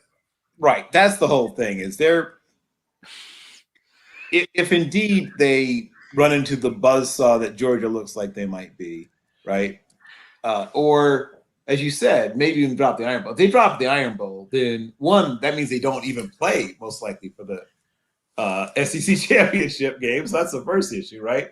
So we've seen a one-loss Alabama team that didn't play for the SEC championship game make the playoffs. I don't think we're going to see a two-loss Alabama team that didn't even play for the SEC championship to make the playoffs. So that eliminates them if they lose the Iron Bowl. I think that second loss, like I said, takes them out. Now, I know Demetrius isn't here, but I think we have to talk about a running back with 5 touchdowns in one game, even a game as important as this, especially the way he performed in the fourth quarter. 2 really clutch touchdowns. What do you think? Are we going to see a running back break through and win the Heisman this year? Well, I mean, we certainly should. I don't know if I'll go as far as will, but we should. When you look at what Bijan Robinson, Sean Tucker, and Kenneth Walker III have done, to me, my top 3 in my world, the top 3 Heisman candidates are all running backs in my world. And then you've got Bryce Young. So for me, it's those 4 guys and Bryce Young. Now, that second loss, if there is a second loss, would hurt Bryce Young's candidacy, not so much because it diminishes what he's doing, because he's still doing what he's doing, but Heisman voters don't like it when you lose games. I mean, if you want to go back far enough, you can find, the year 1956, when the Golden Boy won, right, when Paul Hornung won on a 2-8 Notre Dame team, but that's Notre Dame, and that was a long time ago. That's no longer. You've got to be 9-3 is the least possible, and you better be a super compelling story, right? That's what it was when Robert Griffin III won. He went 9-3, which for Baylor at the time was a big deal because they hadn't been 9-3 since the Grant Taft era, and he had these great Heisman moments, knocking off better teams, putting up Big 12 at that time, Big 12 record performances, that kind of stuff. So the formula nowadays is be on a national championship contender. Alabama, if you can swing it, would be on a national championship contender, playing a lot of big-time, prime-time games when all of the sports writers are still awake and watching, and at least in 2 of those, be part of a dramatic come from behind. If you can do that, you're probably going to win the Heisman. Don, glad to see you got here tonight. How's everything, my man? Long day. Let me tell you, I've been running around like crazy, but I finally made it in. Well, hang out with us as long as you can, and of course, me and Bill just been sitting back here, like kind of chilling, talk about a little bit of everything. But right now, we are talking college football, and we were talking about is this the first year that we're going to see a running back break through and win the Heisman? Quite possible. I mean, the kid got 5 touchdowns in the game last Saturday. I mean, 2 of them in the fourth quarter. So where's our Spartan man, Demetrius? Demetrius is actually flying back from Denver. He was a little late. Oh, okay. I mean, if there was any week that Demetrius was going to make it, it would definitely be this week. Oh, trust me, he wanted to be here. Yeah. I had everything from Pistons questions all the way up to this question. So. Yeah, so what did you think about that Michigan State game? And like I said, is this the year that a running back will finally bring back? Well, last time I was talking to Demetrius, 2 weeks ago, talking about who's better, Bijan Robinson or Hunter. And I said, I get to Bijan in that case. But like you said, the Heisman Trophy goes to – they're not going to give it to a team that goes 5-6 or 6-5. They're going to give it to a team that wins at least 8 or 9 games. Yep. Preferably, playing for national championship. So I think right now, I think Hunter is in the pole position, as they say, for the Heisman. I mean, it wasn't that long ago that the Heisman Trophy was a running back award. I mean, just for those of us that just needed a quick reminder. Yeah, that true. 75, 76, 77, 78, 79, 80, 81, 82, 83, and 85 were all running backs. Now, it goes back to 2015 when Derrick Henry won it. Obviously, it was the last time a running back won it. But unless one of the quarterbacks on one of the teams that, as John just pointed out, is still in national championship contention, has, first of all, we need to come on like gangbusters, right? Have to play unbelievable football and do it in prime time while everybody's watching, right? Because you can be as great as you want to be when people aren't watching. And that's what's hurt a lot of the, West Coast or whatever, or smaller school prospects, is they aren't being watched by enough people, right? I mean, there's a reason that we aren't talking about the amazing year that some of the guys are having, who are the wrong quarterbacks are having, all-time great years, not the ones that people wanted to see. Now, Right. the last interesting test case is Caleb Williams, who, is 4 starts in? Can he have such a great closing kick that he at least becomes a finalist? I mean, he has a chance to become a finalist. Can C.J. Stroud close out the year strong enough to become a finalist? But like I said before, my top three candidates are all running backs. Don, what's going on down there in Texas? You got Heartbreak. This Pure kid, heartbreak. Cook. He's entering the portal. I mean, what's happening? I thought when you guys who'd you hire? Sarkisian? Yep. Right now, I think we're seeing some of the stuff that we're expecting to happen toward the first season. A lot of these guys who don't fit Sark's system are finding out that they're not going to get a lot of playing time. Terrence Cooks hit the portal. I think he played one game this year, made 3 tackles. We're not losing like someone that's going to hurt us. Well, let me back it. It hurts us depth-wise. We had no depth at linebacker. But the 3 we got in there are pretty good, but after that, we're just kind of thin. But, it's when you're winning, things are good. And when you give up 3 fourth quarter leads, not just fourth quarter leads, but double-digit leads in the fourth quarter, you end up losing. That's a character test. And these guys who maybe were kind of in but not in, you know what I'm saying? We're going to give it a shot. They weren't all in, mentally. They're saying, well, maybe it's time for us to check out. And I think that's what you're seeing right now. If you look at the future, Texas has some redshirt freshmen. They have a good recruiting class coming in if it stays. And I think eventually Sark will turn – he will right tip. You look at Nick Saban's first year at Alabama, wasn't anything to write home about really. I think he went 7-5 or something like that. Bill will know. Bill probably knows. He can name the whole starter and lineup of that Alabama team. But in her middle names and their mom, dads, and where they went to high school, how they met, where they received. But yeah, so he's a great coach. Nick Saban, he was shaking Alabama his first year, and Matt Brown, he won 7 games at UT his first year. So it's first year coaches.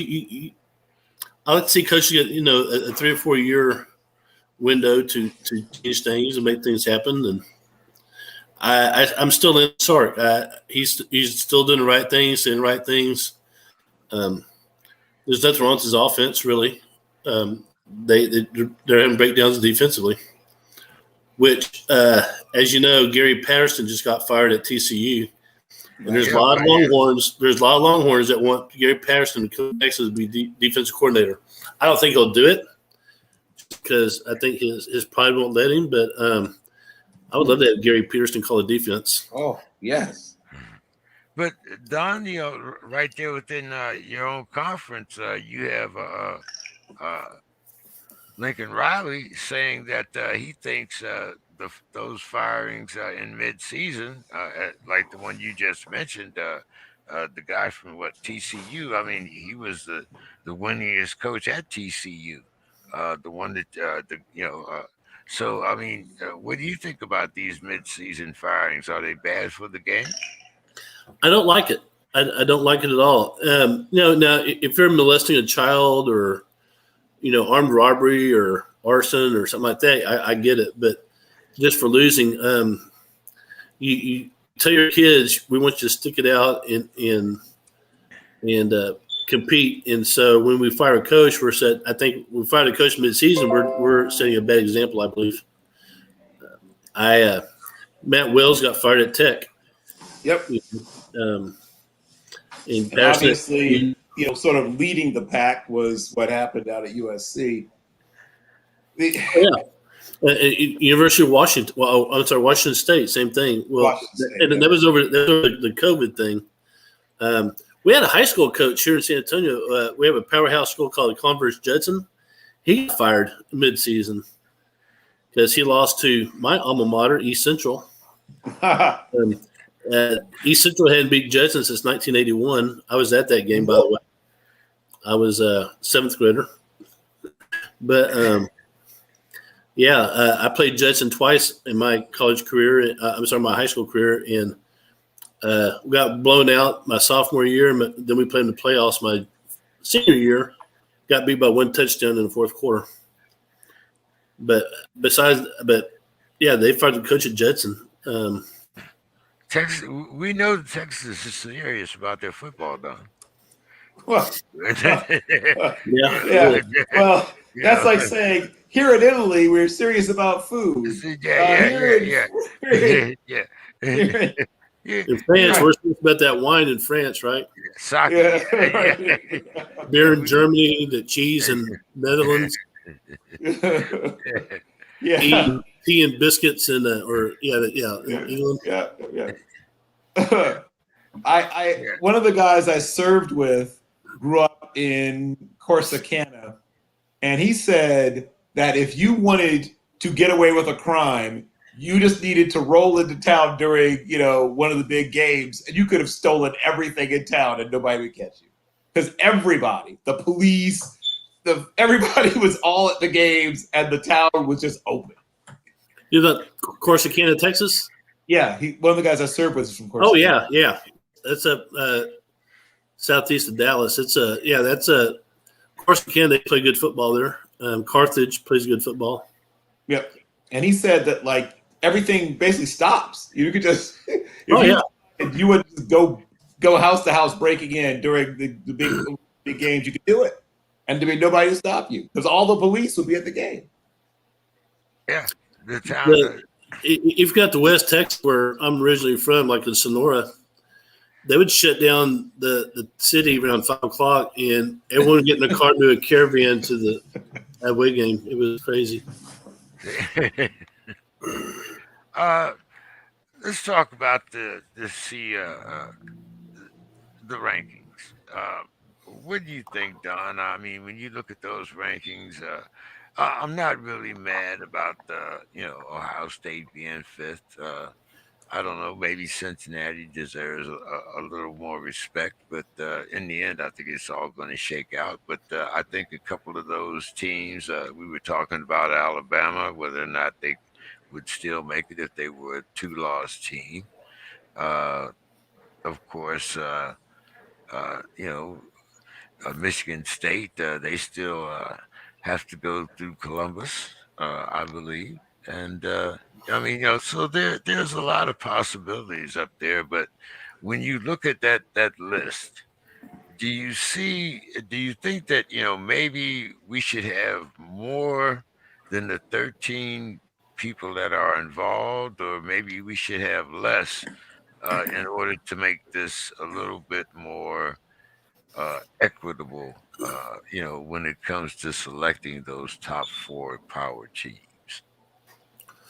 Well, so, the top 4 I have no problem with, but I've always been a proponent of expanding the playoffs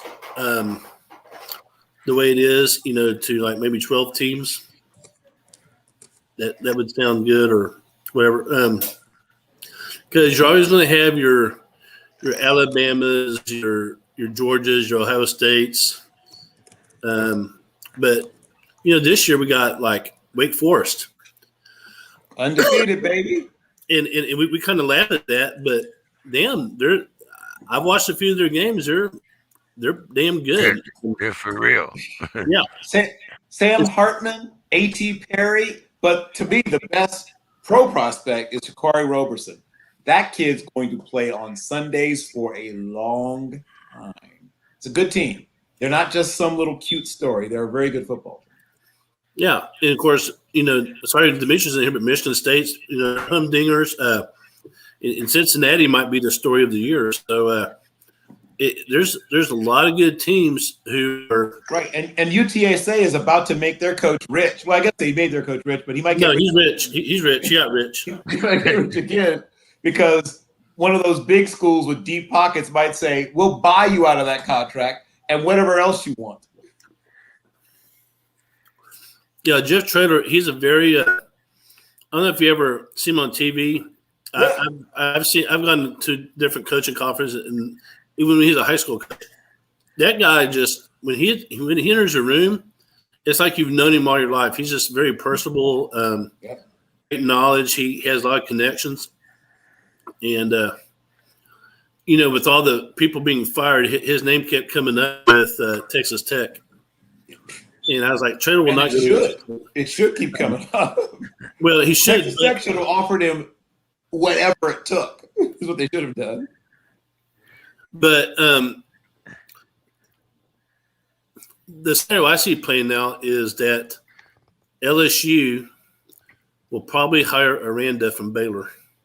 They're going to go after Aranda. If they don't get him, they should consider Billy Napier too. He's a terrific coach. Yes, yeah. Aranda and Napier are the two names that keep coming up. But I would see Aranda going to LSU, and I would see Traylor going to Baylor because Traylor coached in Gilmer, which is kind of an East Texas school, and Baylor has a lot of ties to East Texas. Traylor at Baylor, I'm a poet now. Traylor at Baylor would be phenomenal. He would do to Baylor what Art Briles did, without the rape. Right, with all the rapes, yes. All that good stuff. But the other rumor we have is Jimbo Fisher going to LSU. Not LSU. Well, LSU could probably match the money A&M does, but he has a legit shot to win national championship at LSU. And if he did that, Traylor could go to A&M, and A&M also becomes a contender. So there's a lot of different scenarios that will work out, once this bowl season is over. Okay. And where does Texas fit in that in the coming years, Don? Well, they're not going jack shit this year. No, I'm saying in the next 2 years or so. Texas is going to be fine. I was hoping when this recruiting class comes up, when they're sophomore, juniors, Texas is going to be pretty good. The number one and you got two teams that will be leaving in 2 years also, right? Oklahoma and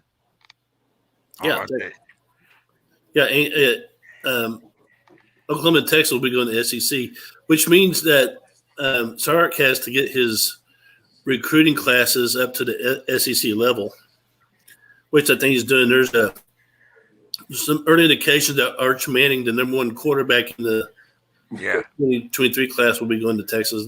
He hadn't committed, but all the experts are saying, he's probably going to Texas. And if that happens, that'll be a game changer because his other recruits will say, ooh, I get a chance to play with the Manning. And, the domino effect takes place. So that would be nice. Well, Don, I was really hoping that you'd be here because, I got to talk about your favorite guy, Mr. Aaron Rodgers. Liar, liar, pants on fire. The man sat down in front of national TV and said, I'm immunized, and I urge all the rest of the players to get vaccinated.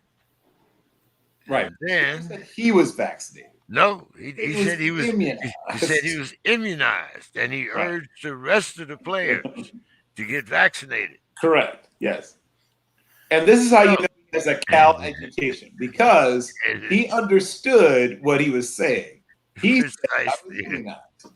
If someone had then followed up and said, what does that mean? He would have had an interesting time of it. But no one did that. They said, oh, you're immunized. Next question. So Don, They were playing checkers. He was playing chess. so Don, the cat's out of the bag now. I caught COVID. Oh, well, guys, I mean, come on now. This is Aaron Rodgers. Do you really think, Don, that he did everything that he did all around the Packers facility, all of the, everything that happened before, before he came back to training camp? And like I said, he sat there and made that statement.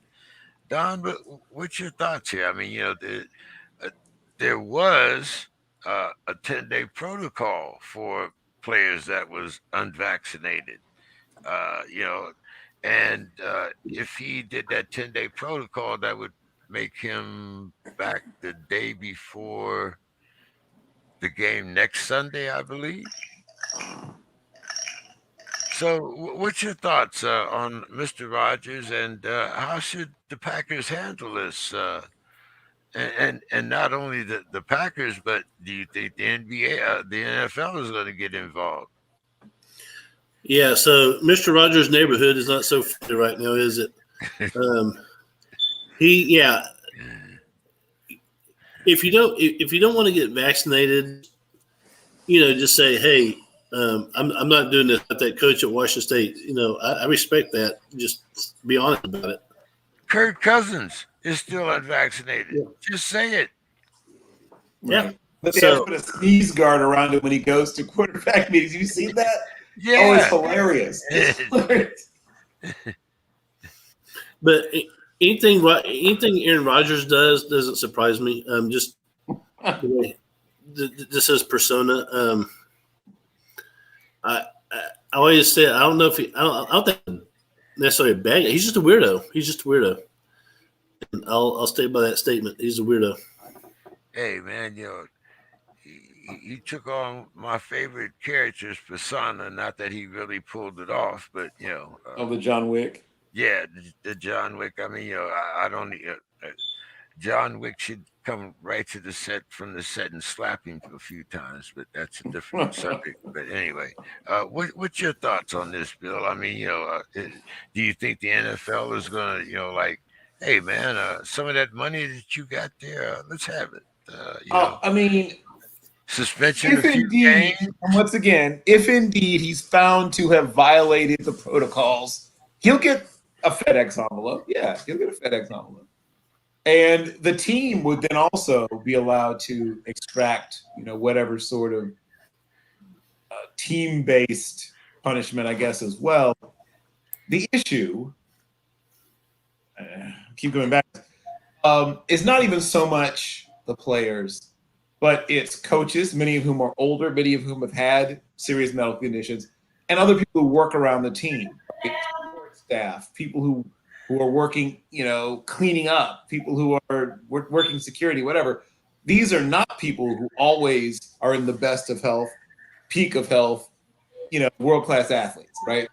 People don't seem to realize it's not like in high school or when you were in college even, where, actually, been where you go to college. I mean, Don went to Texas. There probably were hundreds of people on the staff at Texas. So where I was, we didn't have hundreds of people on staff.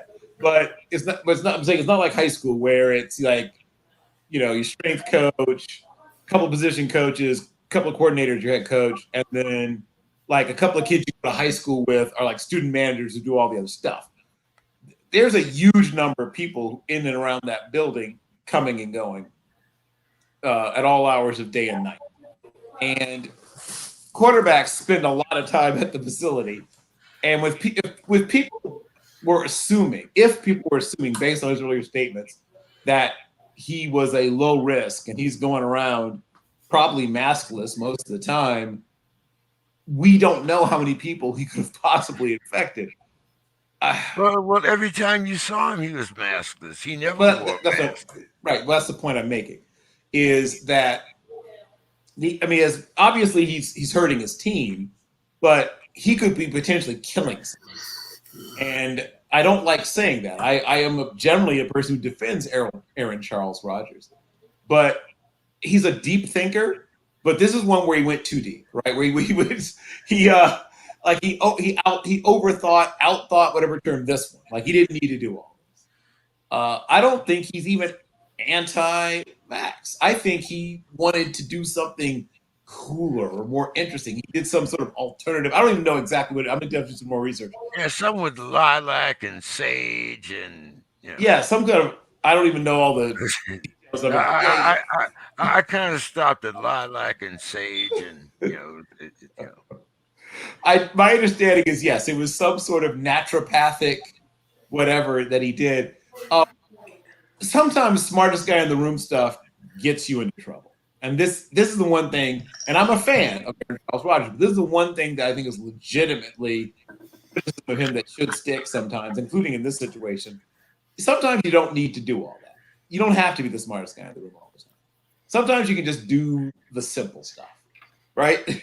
I mean, the NFL is over 94% vaccinated amongst players and almost 99% or something, or 96% or something vaccinated. Yeah, the workers, I think it was 98 point something. Something like that amongst non-playing staff. So it's not like it's not like there's not a good number of people to judge from what their experiences have been. Now, the vast majority of the people who are connected with the league can tell you what their experiences are. It's not like this is something. We're not at the point anymore where it's like, who knows what's going to happen? We know what's going to happen, right? I mean, it's not mysterious. It's not cutting edge, forefront of the whatever anymore stuff. No. I can't let him off the hook. Like I said, I am a fan. I've been a fan of his since I first saw him battling for the starting job at Cal, coming from Butte Junior College. I was like, this kid's got something, right? Against some 4-star that was, supposed to have the job sewn up. This dude from Butte Junior College shows up, and I'm like, I like this guy. I mean, I've been a fan of his since then, all right? Since he was like 20 years old. So I guess that's 17 years, 18 years, 17, whatever.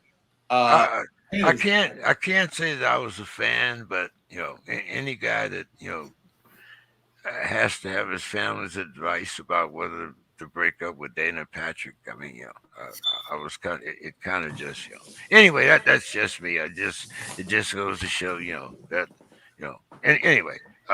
Don, what do you think about this young kid getting ready to make his start? I mean, Jordan, he's been waiting.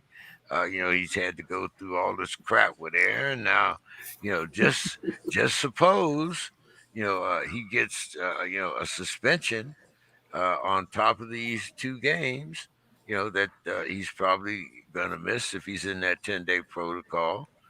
Suppose he gets set down 2 or 3 games and this kid actually performs. Exactly.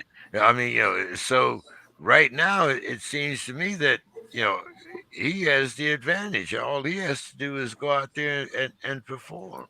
And it's not like he's, playing for Jacksonville. He's actually playing on a good team. Yeah. So very possibly he could do what Cooper Rush did last week for the Cowboys. Go for 300 yards, 2 touchdowns. That'd be awesome, wouldn't it, to have that happen?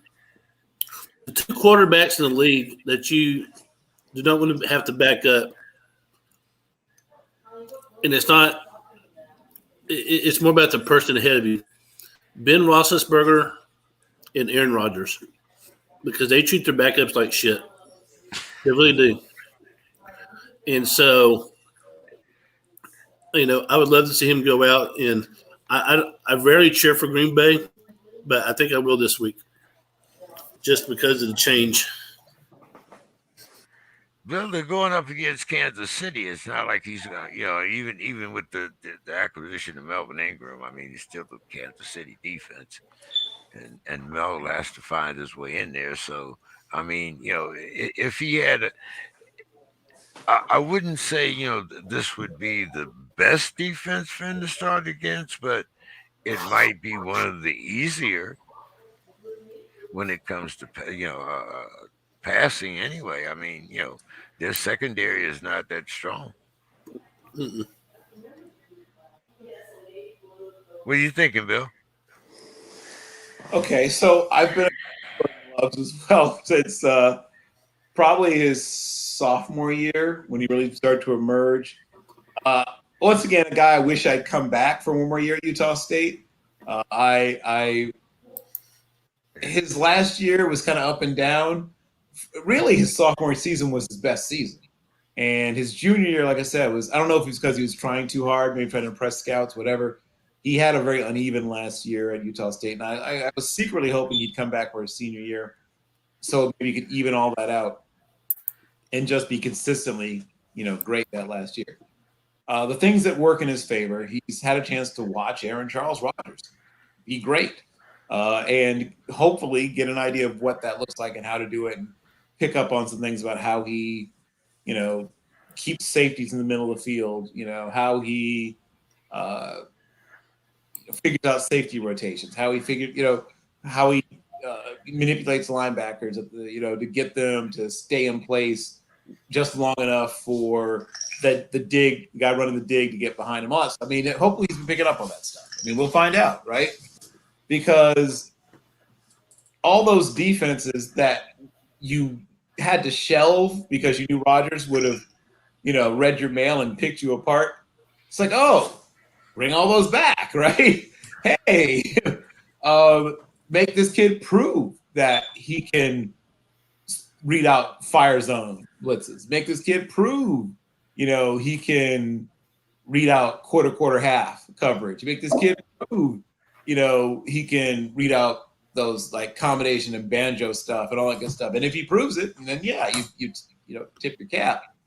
But you're not going to assume he's going to just come out and be great. You're going to make him prove. You're going to say we're going to stack the box against the run, and blitz you, and we're going to play a lot of games on the back half. You twist and stunts galore, and every once in a while, hey, here comes a slot blitz. How do you like that? And he's going to have to show that he can handle that stuff. And of course, maybe he can. I mean, I'm a fan. I was torn, obviously, when they drafted him because I liked this kid and I thought, oh, this is not the best spot for him because of the things that I knew how Aaron Charles Rodgers would react to this, and the whole will the circle be unbroken and time, time's a flat circle, it's history repeating itself, the Green Bay Packers just love creating drama in the last couple of years of their Hall of Fame quarterbacks, at least post Brian Bartlett's star, I guess. He got to kind of walk off in the sunset drama free. But since then, their Hall of Fame level quarterbacks have always had a contentious end to their careers. I'm rooting for the kid to do well, but he doesn't have to earn it. Speaking of having to earn it, this is the second day in a row that the Clowns have sent Odell Beckham home. Yep. And told him that he didn't need to show for practice. But they also didn't trade him. And I don't think that just because, Pittsburgh is sitting back there waiting for a receiver. The Ravens need a wide receiver. So, that would be two reasons why they wouldn't want someone within the division to pick him up. But there's some other teams that are in contention of, possibly the Raiders now with the Ruggs situation. But do you think that this is the last time that we've seen Beckham in a Browns uniform, Don? I don't know if it's the last time. I know that there was some. Didn't his dad say something about Baker Mayfield? So he just say something. He put together 11 minutes of all 22 cuts showing Baker missing or not throwing the ball while Beckham Jr. was wide open. Yeah, 11 minutes, Don. So there's that. I mean, wide receivers that has become a that's just a. Your nutty people were like the place kickers and the punters, but now it's the relievers. But yeah, when the parents get involved, mom and dad get involved, it becomes the whole. I mean, these are grown ass men, and their parents get involved. So it's very possible that they might move on from Beckham. I don't know. It's not like he didn't pick up a paycheck. It's not like that they said, "Well, we're withholding your paycheck," or what. I mean, he still gets paid even today. If he misses practice, uh, he still gets paid. They're still on the hook for $8 million for him. So it's not like Don. Wouldn't you like to sit at home and just have the school board send you $8 million? I would love that. Actually, yeah. Bill, what's your thoughts on this Beckham situation? One, I mean, obviously we're sort of assuming that it's like a grassy knoll second gunman situation, and that somehow Odell's the the brains or whatever behind this, and that may or may not be true. I mean, even LeBron. Come on, free Odell. I mean, come on. What right, but I mean, LeBron. I mean, once again, I generally tend to defend LeBron as well. He fires off his mouth about a lot of stuff that he doesn't necessarily know anything about. I'm not saying anything that we both don't know to be true. LeBron weighs in on a whole lot of stuff. I mean, he got into it with Doing So Move, the writer producer of Squid Game. I mean, you know what I mean? Like, now am I supposed to believe that he somehow has inside knowledge of Korean television production? I hear you. So that doesn't prove anything. And no, although Beckham Jr. has not come out and said anything indicating that he's unhappy or whatever it is. However, what we can assume, and obviously the whole wide receiver thing is going to be thrown into his face regarding this, but here's what we know. We know that the passing offense does not run through him. And great wide receivers from Randy Moss to, name one, right? Even Jerry Rice, who was not a diva, but he certainly let Steve Young or Joe Montana know if he didn't think he was getting the ball enough. I mean, part of it is unselfish, too. If you think you're the best player on the team, and Jerry Rice was the best player on every team he was on for damn near 20 years, you're thinking, hey, I can help us to win this game if you get the ball into my hands. So that's part of it, too, right? Let's not pretend otherwise. Odell is a rare talent. I won't quite say generational, because like Randy is a generational talent. He's a rare talent. Julio's closer. Megatron, that's a generational talent. You're a handful of guys. You're getting very close here, Bill, to sacrilegion. I mean, putting Jerry Rice and these guys in the same. I don't think that right now Odell Beckham could tie their cleats. Well, no, I didn't mention Odell in the same. I said Odell's I said he's rare, not generational. I was just making distinction. Oh, I said okay. these guys are generational. I said he's rare. Okay. I was saying that's different. Yeah. That generational talents are guys you see once every 20, 25 years. He's a guy you see every 4 or 5 years, right? Rare, not generational. That's what I said. So don't twist it. That's Jamar Chase. Jamar Chase. Jamar Chase. Jamar Chase is rare. He's not generational, but he's rare. Now, of course, he's very early in his career. I'm just saying, who's got, these are guys right now who I would put him with, Chase, CD Lamb, until he proves otherwise. But I would never think of him in the same, like T.O. or some of those guys that you mentioned. But now he might have the diva quality, but he does not have the hands and the performance quality. At least that's my projection on Odell. Right. Yeah. But another interesting trade, and I really messed up this name so much. I'm glad people can't see it. And where I was talking about Gilmore, he's now a Panther being traded from the Pats. But did the Pats kind of cut off their nose despite their face here getting rid of Gilmore because they're really thin at cornerback, and from the way things are looking now, if they keep on this path, they could easily make the playoffs. Now that doesn't mean that how far they'll progress, but did they put their playoff hopes in jeopardy by getting rid of Gilmore, Bill? No. Partially because I don't think they really had any real playoff hopes. But what they do need to do is figure out how to create cap space. So when next year they maybe do have legitimate playoff hopes and they need to make a signing, they'll have the money to do so. You see, you have to be thinking a year in the future, down the road, when you're running a football, or more than a year, but at least 1 year in the future. This is not a Super Bowl run year for the Patriots anymore. They're not going to come out and admit that, right? Because you can't. You can never admit that you're not a Super Bowl contender. But they know deep down in their hearts of hearts and the depths of their collective and organizational soul that this is not a Super Bowl team. So what do? You figure out how to be a Super Bowl team. When you're not a Super Bowl team, you should spend every waking moment trying to figure out how to become one. And Stephen Gilmore is still a great player, right? He's still a great player, but he's not elite, right? I just made the distinction earlier between rare and generational. Now I'm going to help you make the distinction between great and elite. Like Marcus Peters is great, but he's not elite.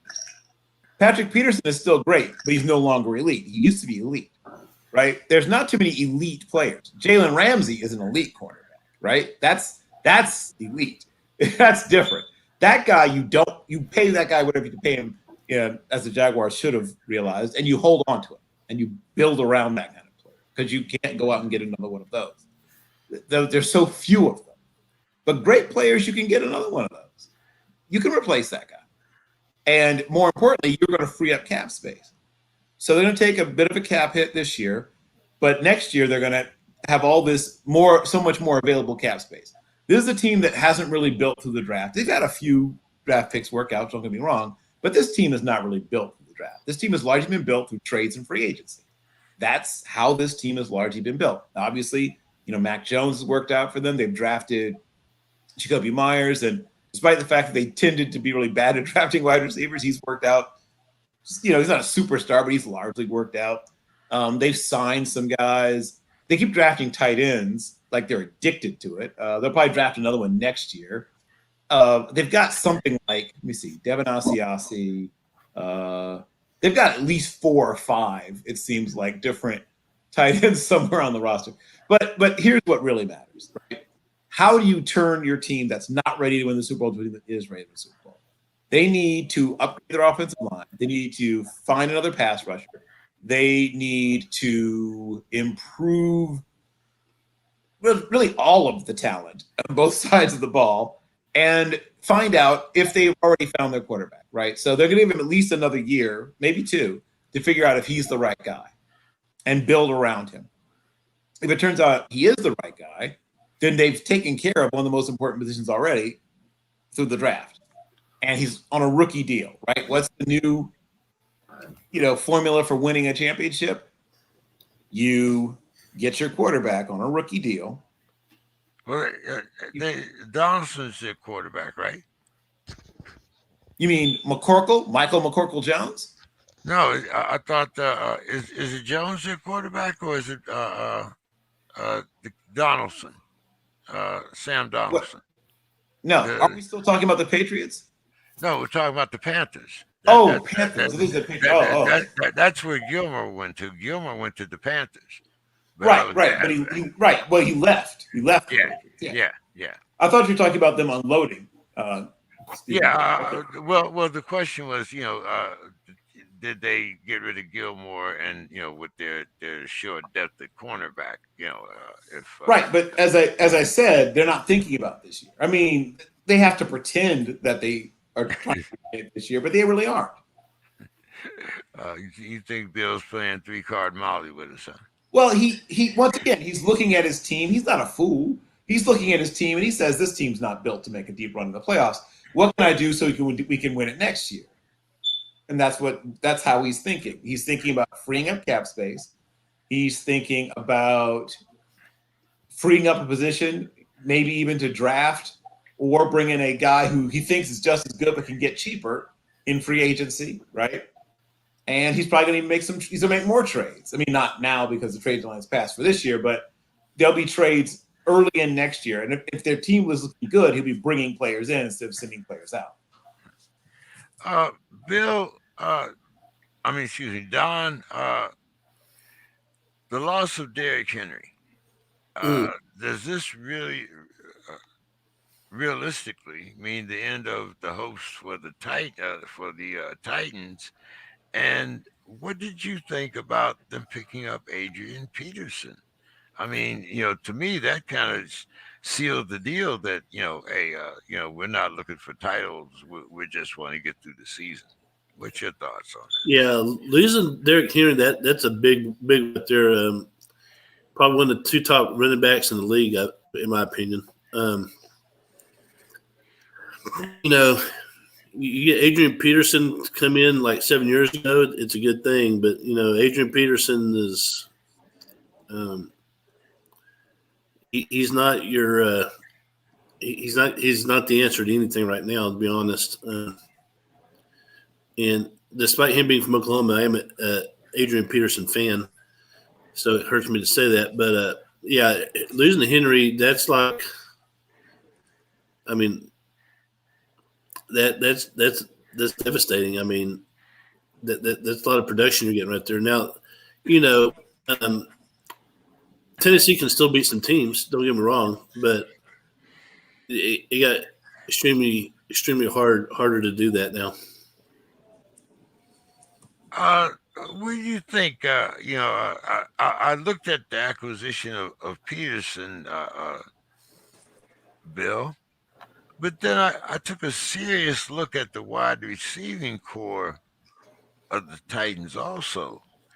And I'm saying, like, maybe, they can make it to the playoffs, but I don't see them, being a Super Bowl contender necessarily, but I see them making it to the playoffs. But I just think that Adrian Peterson, kind of means that either they're very satisfied with the backup, or they're just saying, well, we'll go as far as we can, and whatever happens this season happens, and we just need somebody to fill a spot on the roster.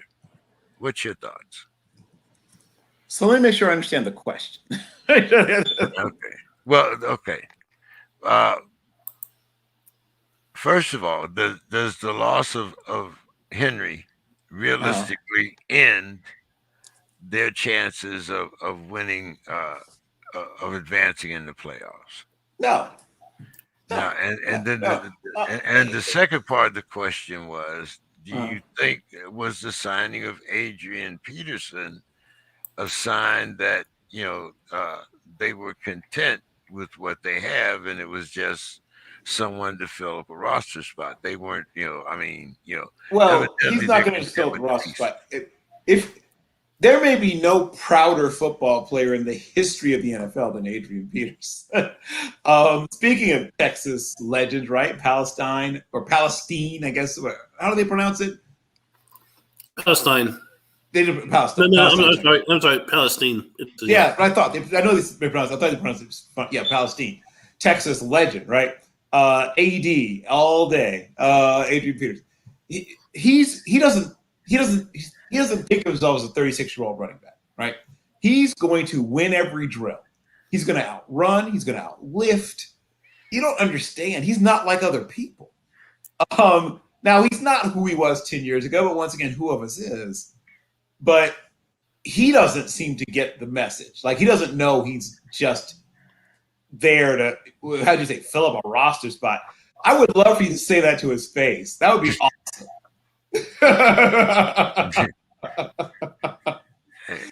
he is about to show up, and he's going to be the first guy in the wind sprint lines. He's going to be the first guy.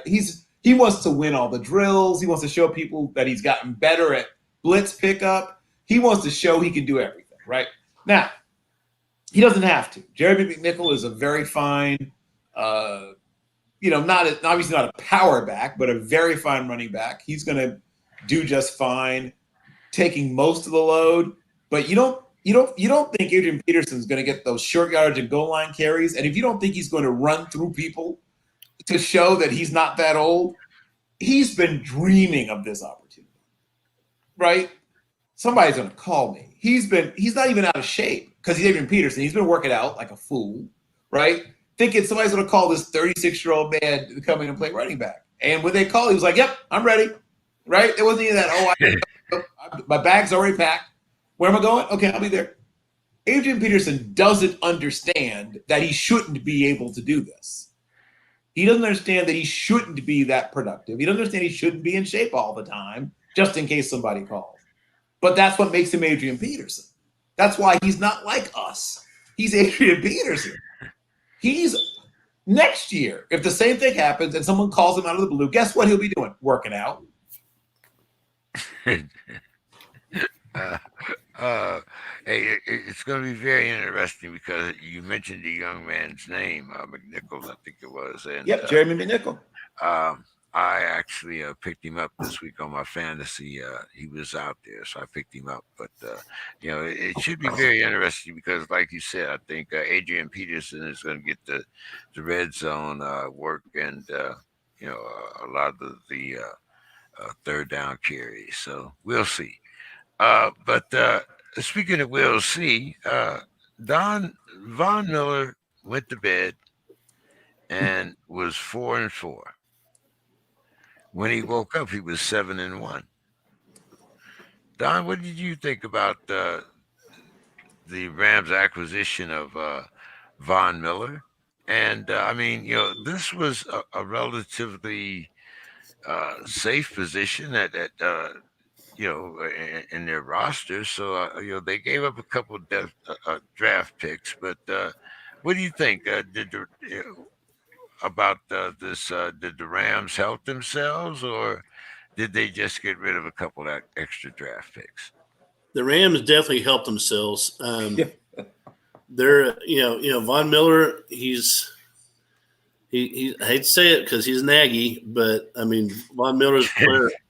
And I think he'll, because he's surrounded by so much of a better defensive alignment than he was in Denver. I think he's going to shine through. So the Rams just became, one of the teams to really look at. I mean, the Rams were good already, but they just got that much better. They're going to be beast. Bill, when you look at the depth chart, was Von Miller a very necessary pick? I mean, was he a necessary uptick when you look at that Rams defense? Well, I mean, I don't know what necessarily means, but that already. When you look at the depth of linebacker for the Rams, Butler's not really a linebacker, but I know what you're saying. Here's what he's going to be doing. If you didn't already assume this, let me completely lay this out. He's going to be a DPR, designated pass rusher. He's not going to. He might occasionally make a tackle in the run game if that happens. Maybe somebody runs a draw play or something. But his job is going to be to knock the living snot out of quarterbacks. He's only going to play probably 38 snaps or fewer per game. He's probably going to play somewhere between, he's probably going to play somewhere between like 35 and 40, 45 max snaps per game. So he's going to be essentially a part-time player. He's going to play on long downs, third downs, things that look like obvious passing downs. And he's going to hunt, right? Like a young man from DeSoto, Texas would, right? He's going to be out there hunting. Boy, it's a Texas night for Don, I guess, in honor of my friend. But that's what he's going to do. Chicken rancher, right? Wasn't he an agricultural what was his? One of his major like avian. What do they call it? Avian. Animal husbandry or something. Animal like husbandry. That's right. Thank you. That's what it was. Yeah, animal. Oh, by the way, the Soto isn't that far from Corsicana. Just let you know. Of course, as well it should be. God, there's a lot of talent in that part of Texas.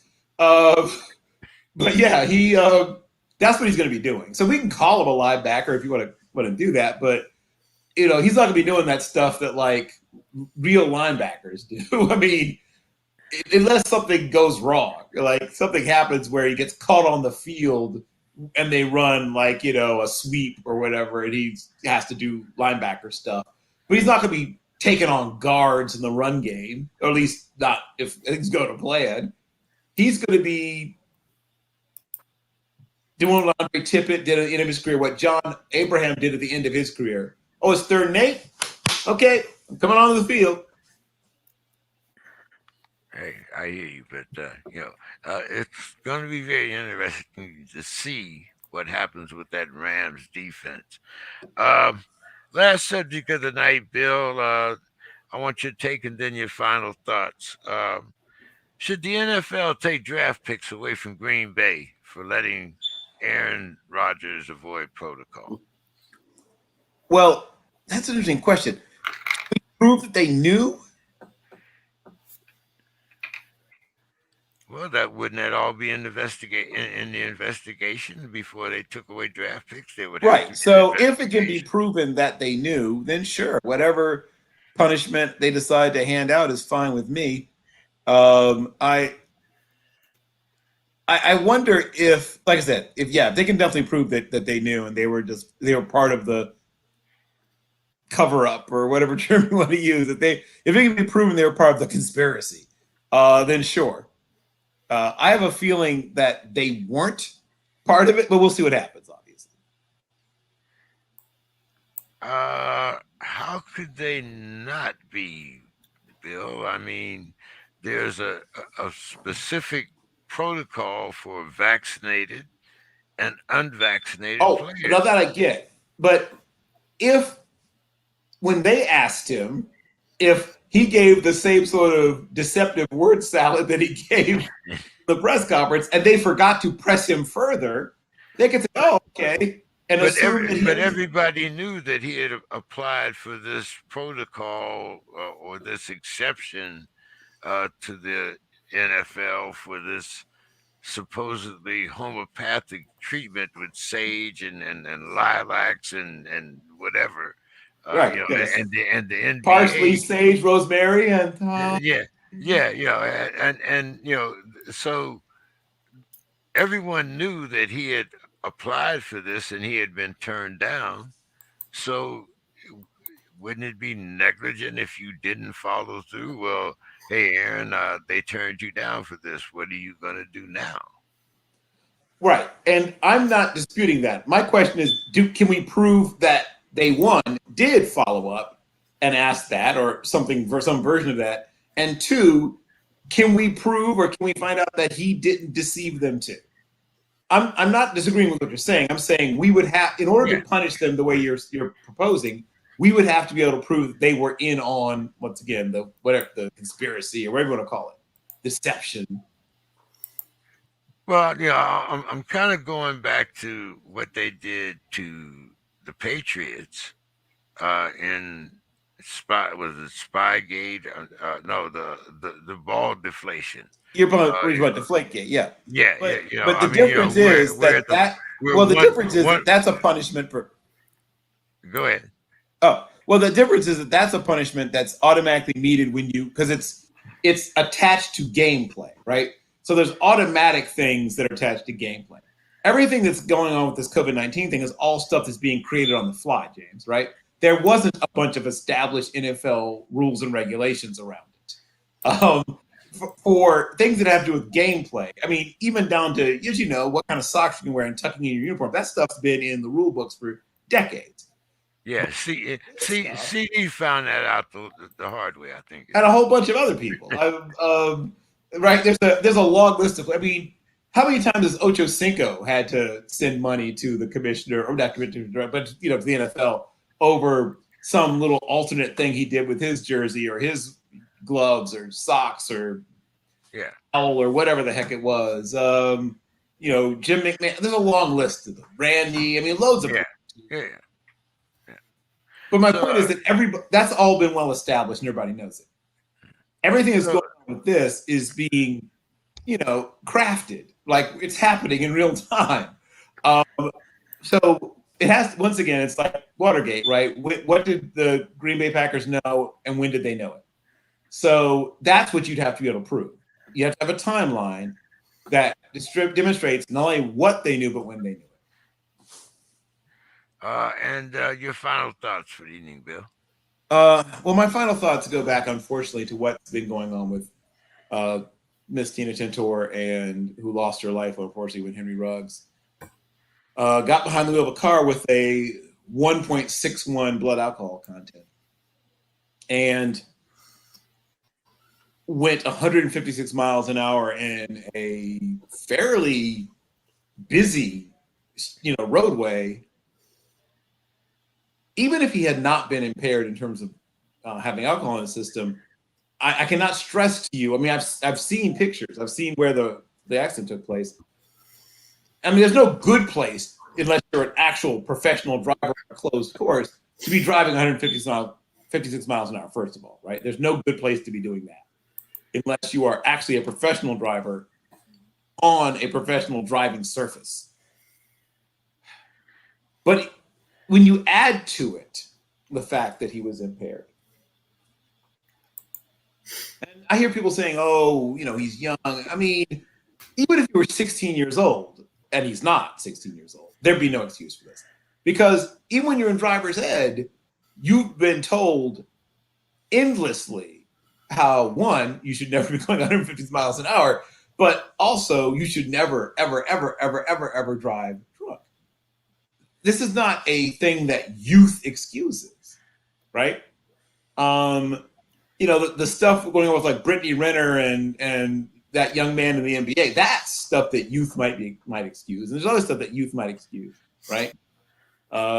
This is not a thing that youth excuses. There is no age where you can both be old enough to drive a car and be too young to know what it takes to drive a car. We have an established age where you're supposed to be able to make these distinctions, and below that age, you should not be driving a car. So if you're old enough to drive a car, you're old enough to drive a car, understanding what the responsibilities are associated. He did essentially everything wrong that a person can do wrong in this situation. And first of all, I hope that whether or not he ever plays another down of football again, I hope he goes through an experience, whether it be as part of the criminal justice system or something that's set up where he is made to understand just what he did, right? Where he has to make some sort of restitution, where he has to meet with the victim's family and friends face to face and hear what they have to say to him. I hope that there is some sort of restorative justice process, because throwing young black men in jail, if it worked, we wouldn't be having all these problems that we're having in our country. Many of the problems we're having in our country, if throwing young black men in jail fixed things. So we know that by itself doesn't fix anything.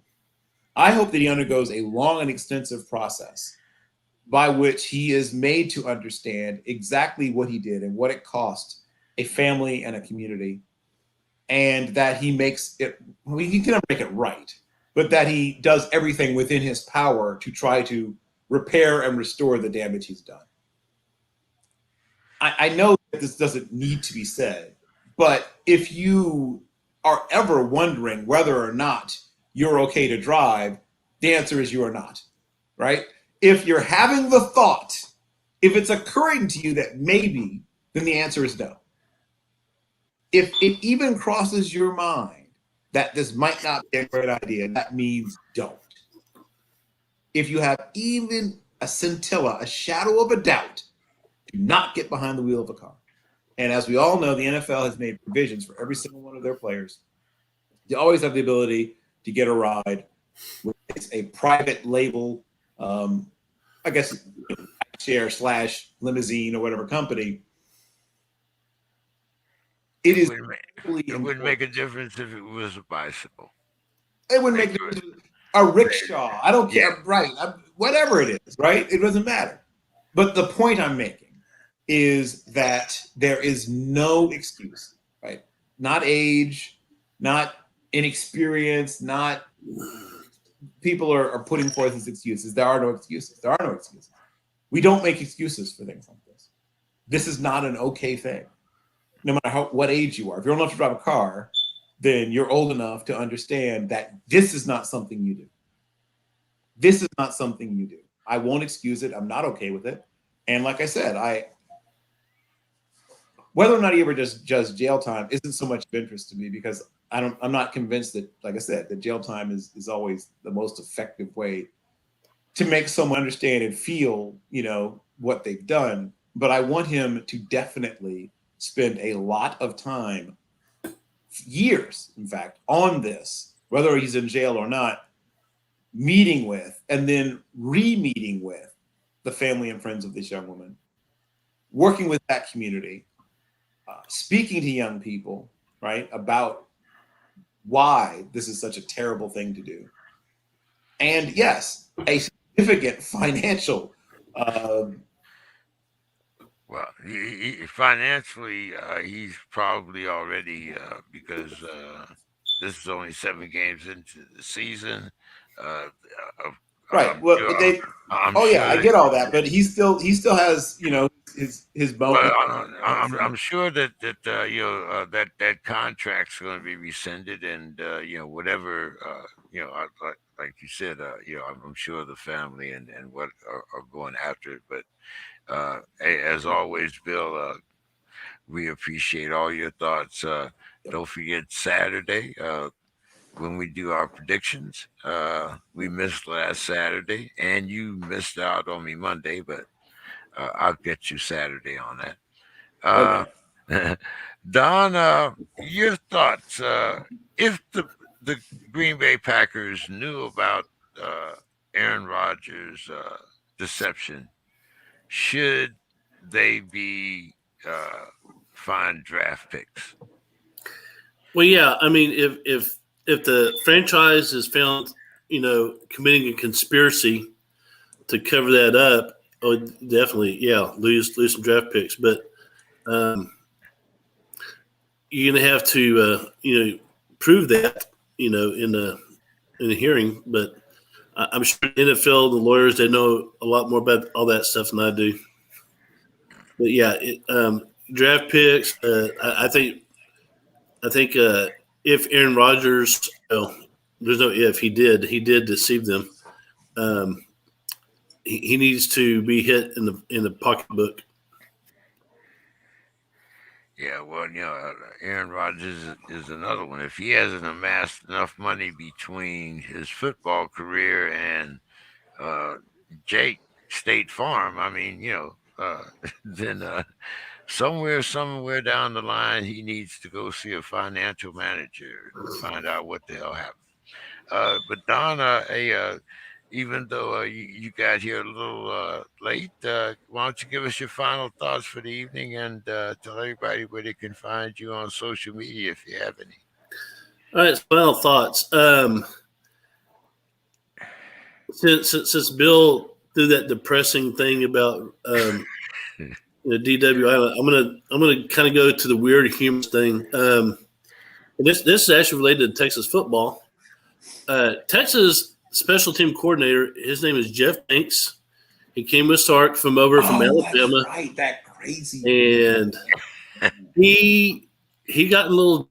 He didn't really get in trouble, but his girlfriend did. His girlfriend has a comfort animal, therapy animal, whatever the hell they call it these days. Not a dog, not a cat, not a squirrel, a monkey. Yes. A Capuchin monkey. Yep. And she created this haunted house for the kids' neighborhood, and they had to sign, please don't enter this area. Don't stick your hand in the cage. Well, kids being kids, I don't know if they thought there was a zombie back there or something scary. Kid went in there, stuck his hand in the cage. The monkey bit him, and they had to pry the monkeys because let me tell you about monkeys. Monkeys are nasty animals. Yeah. Everyone thinks they're cute, but the chimpanzee ripped off a woman's face and ate it a couple of years ago. I saw that on Oprah. Well, Right they're now, incredibly strong, Don. exactly. I'm terrified of size, primates. I don't mind going to the zoo and seeing the primates behind, but I don't want to be around when after I saw that woman's face. So this monkey bites the guy. And I'm thinking, well, that's just terrible, you know. Come to find out, Jeff Banks had left his wife and 3 kids for this woman. She's a stripper. Yep. And her name is Pole Assassin, the Pole Assassin. And the cherry on the top is that she actually danced with that damn monkey on Jerry Springer as part of an act. And so today, you know, hey, Texas is 4-4, about to play a tough game up in Iowa State. You know, it's a road game. They haven't won in Ames, Iowa in a couple tries, you know. And some reporter asked him about Jeff Banks and the stripper and the monkey. And he said, we don't address our coaches' personal lives. Next question. He just kind of, yeah. So there's some lessons to be learned. Yes. They went first with monkeys.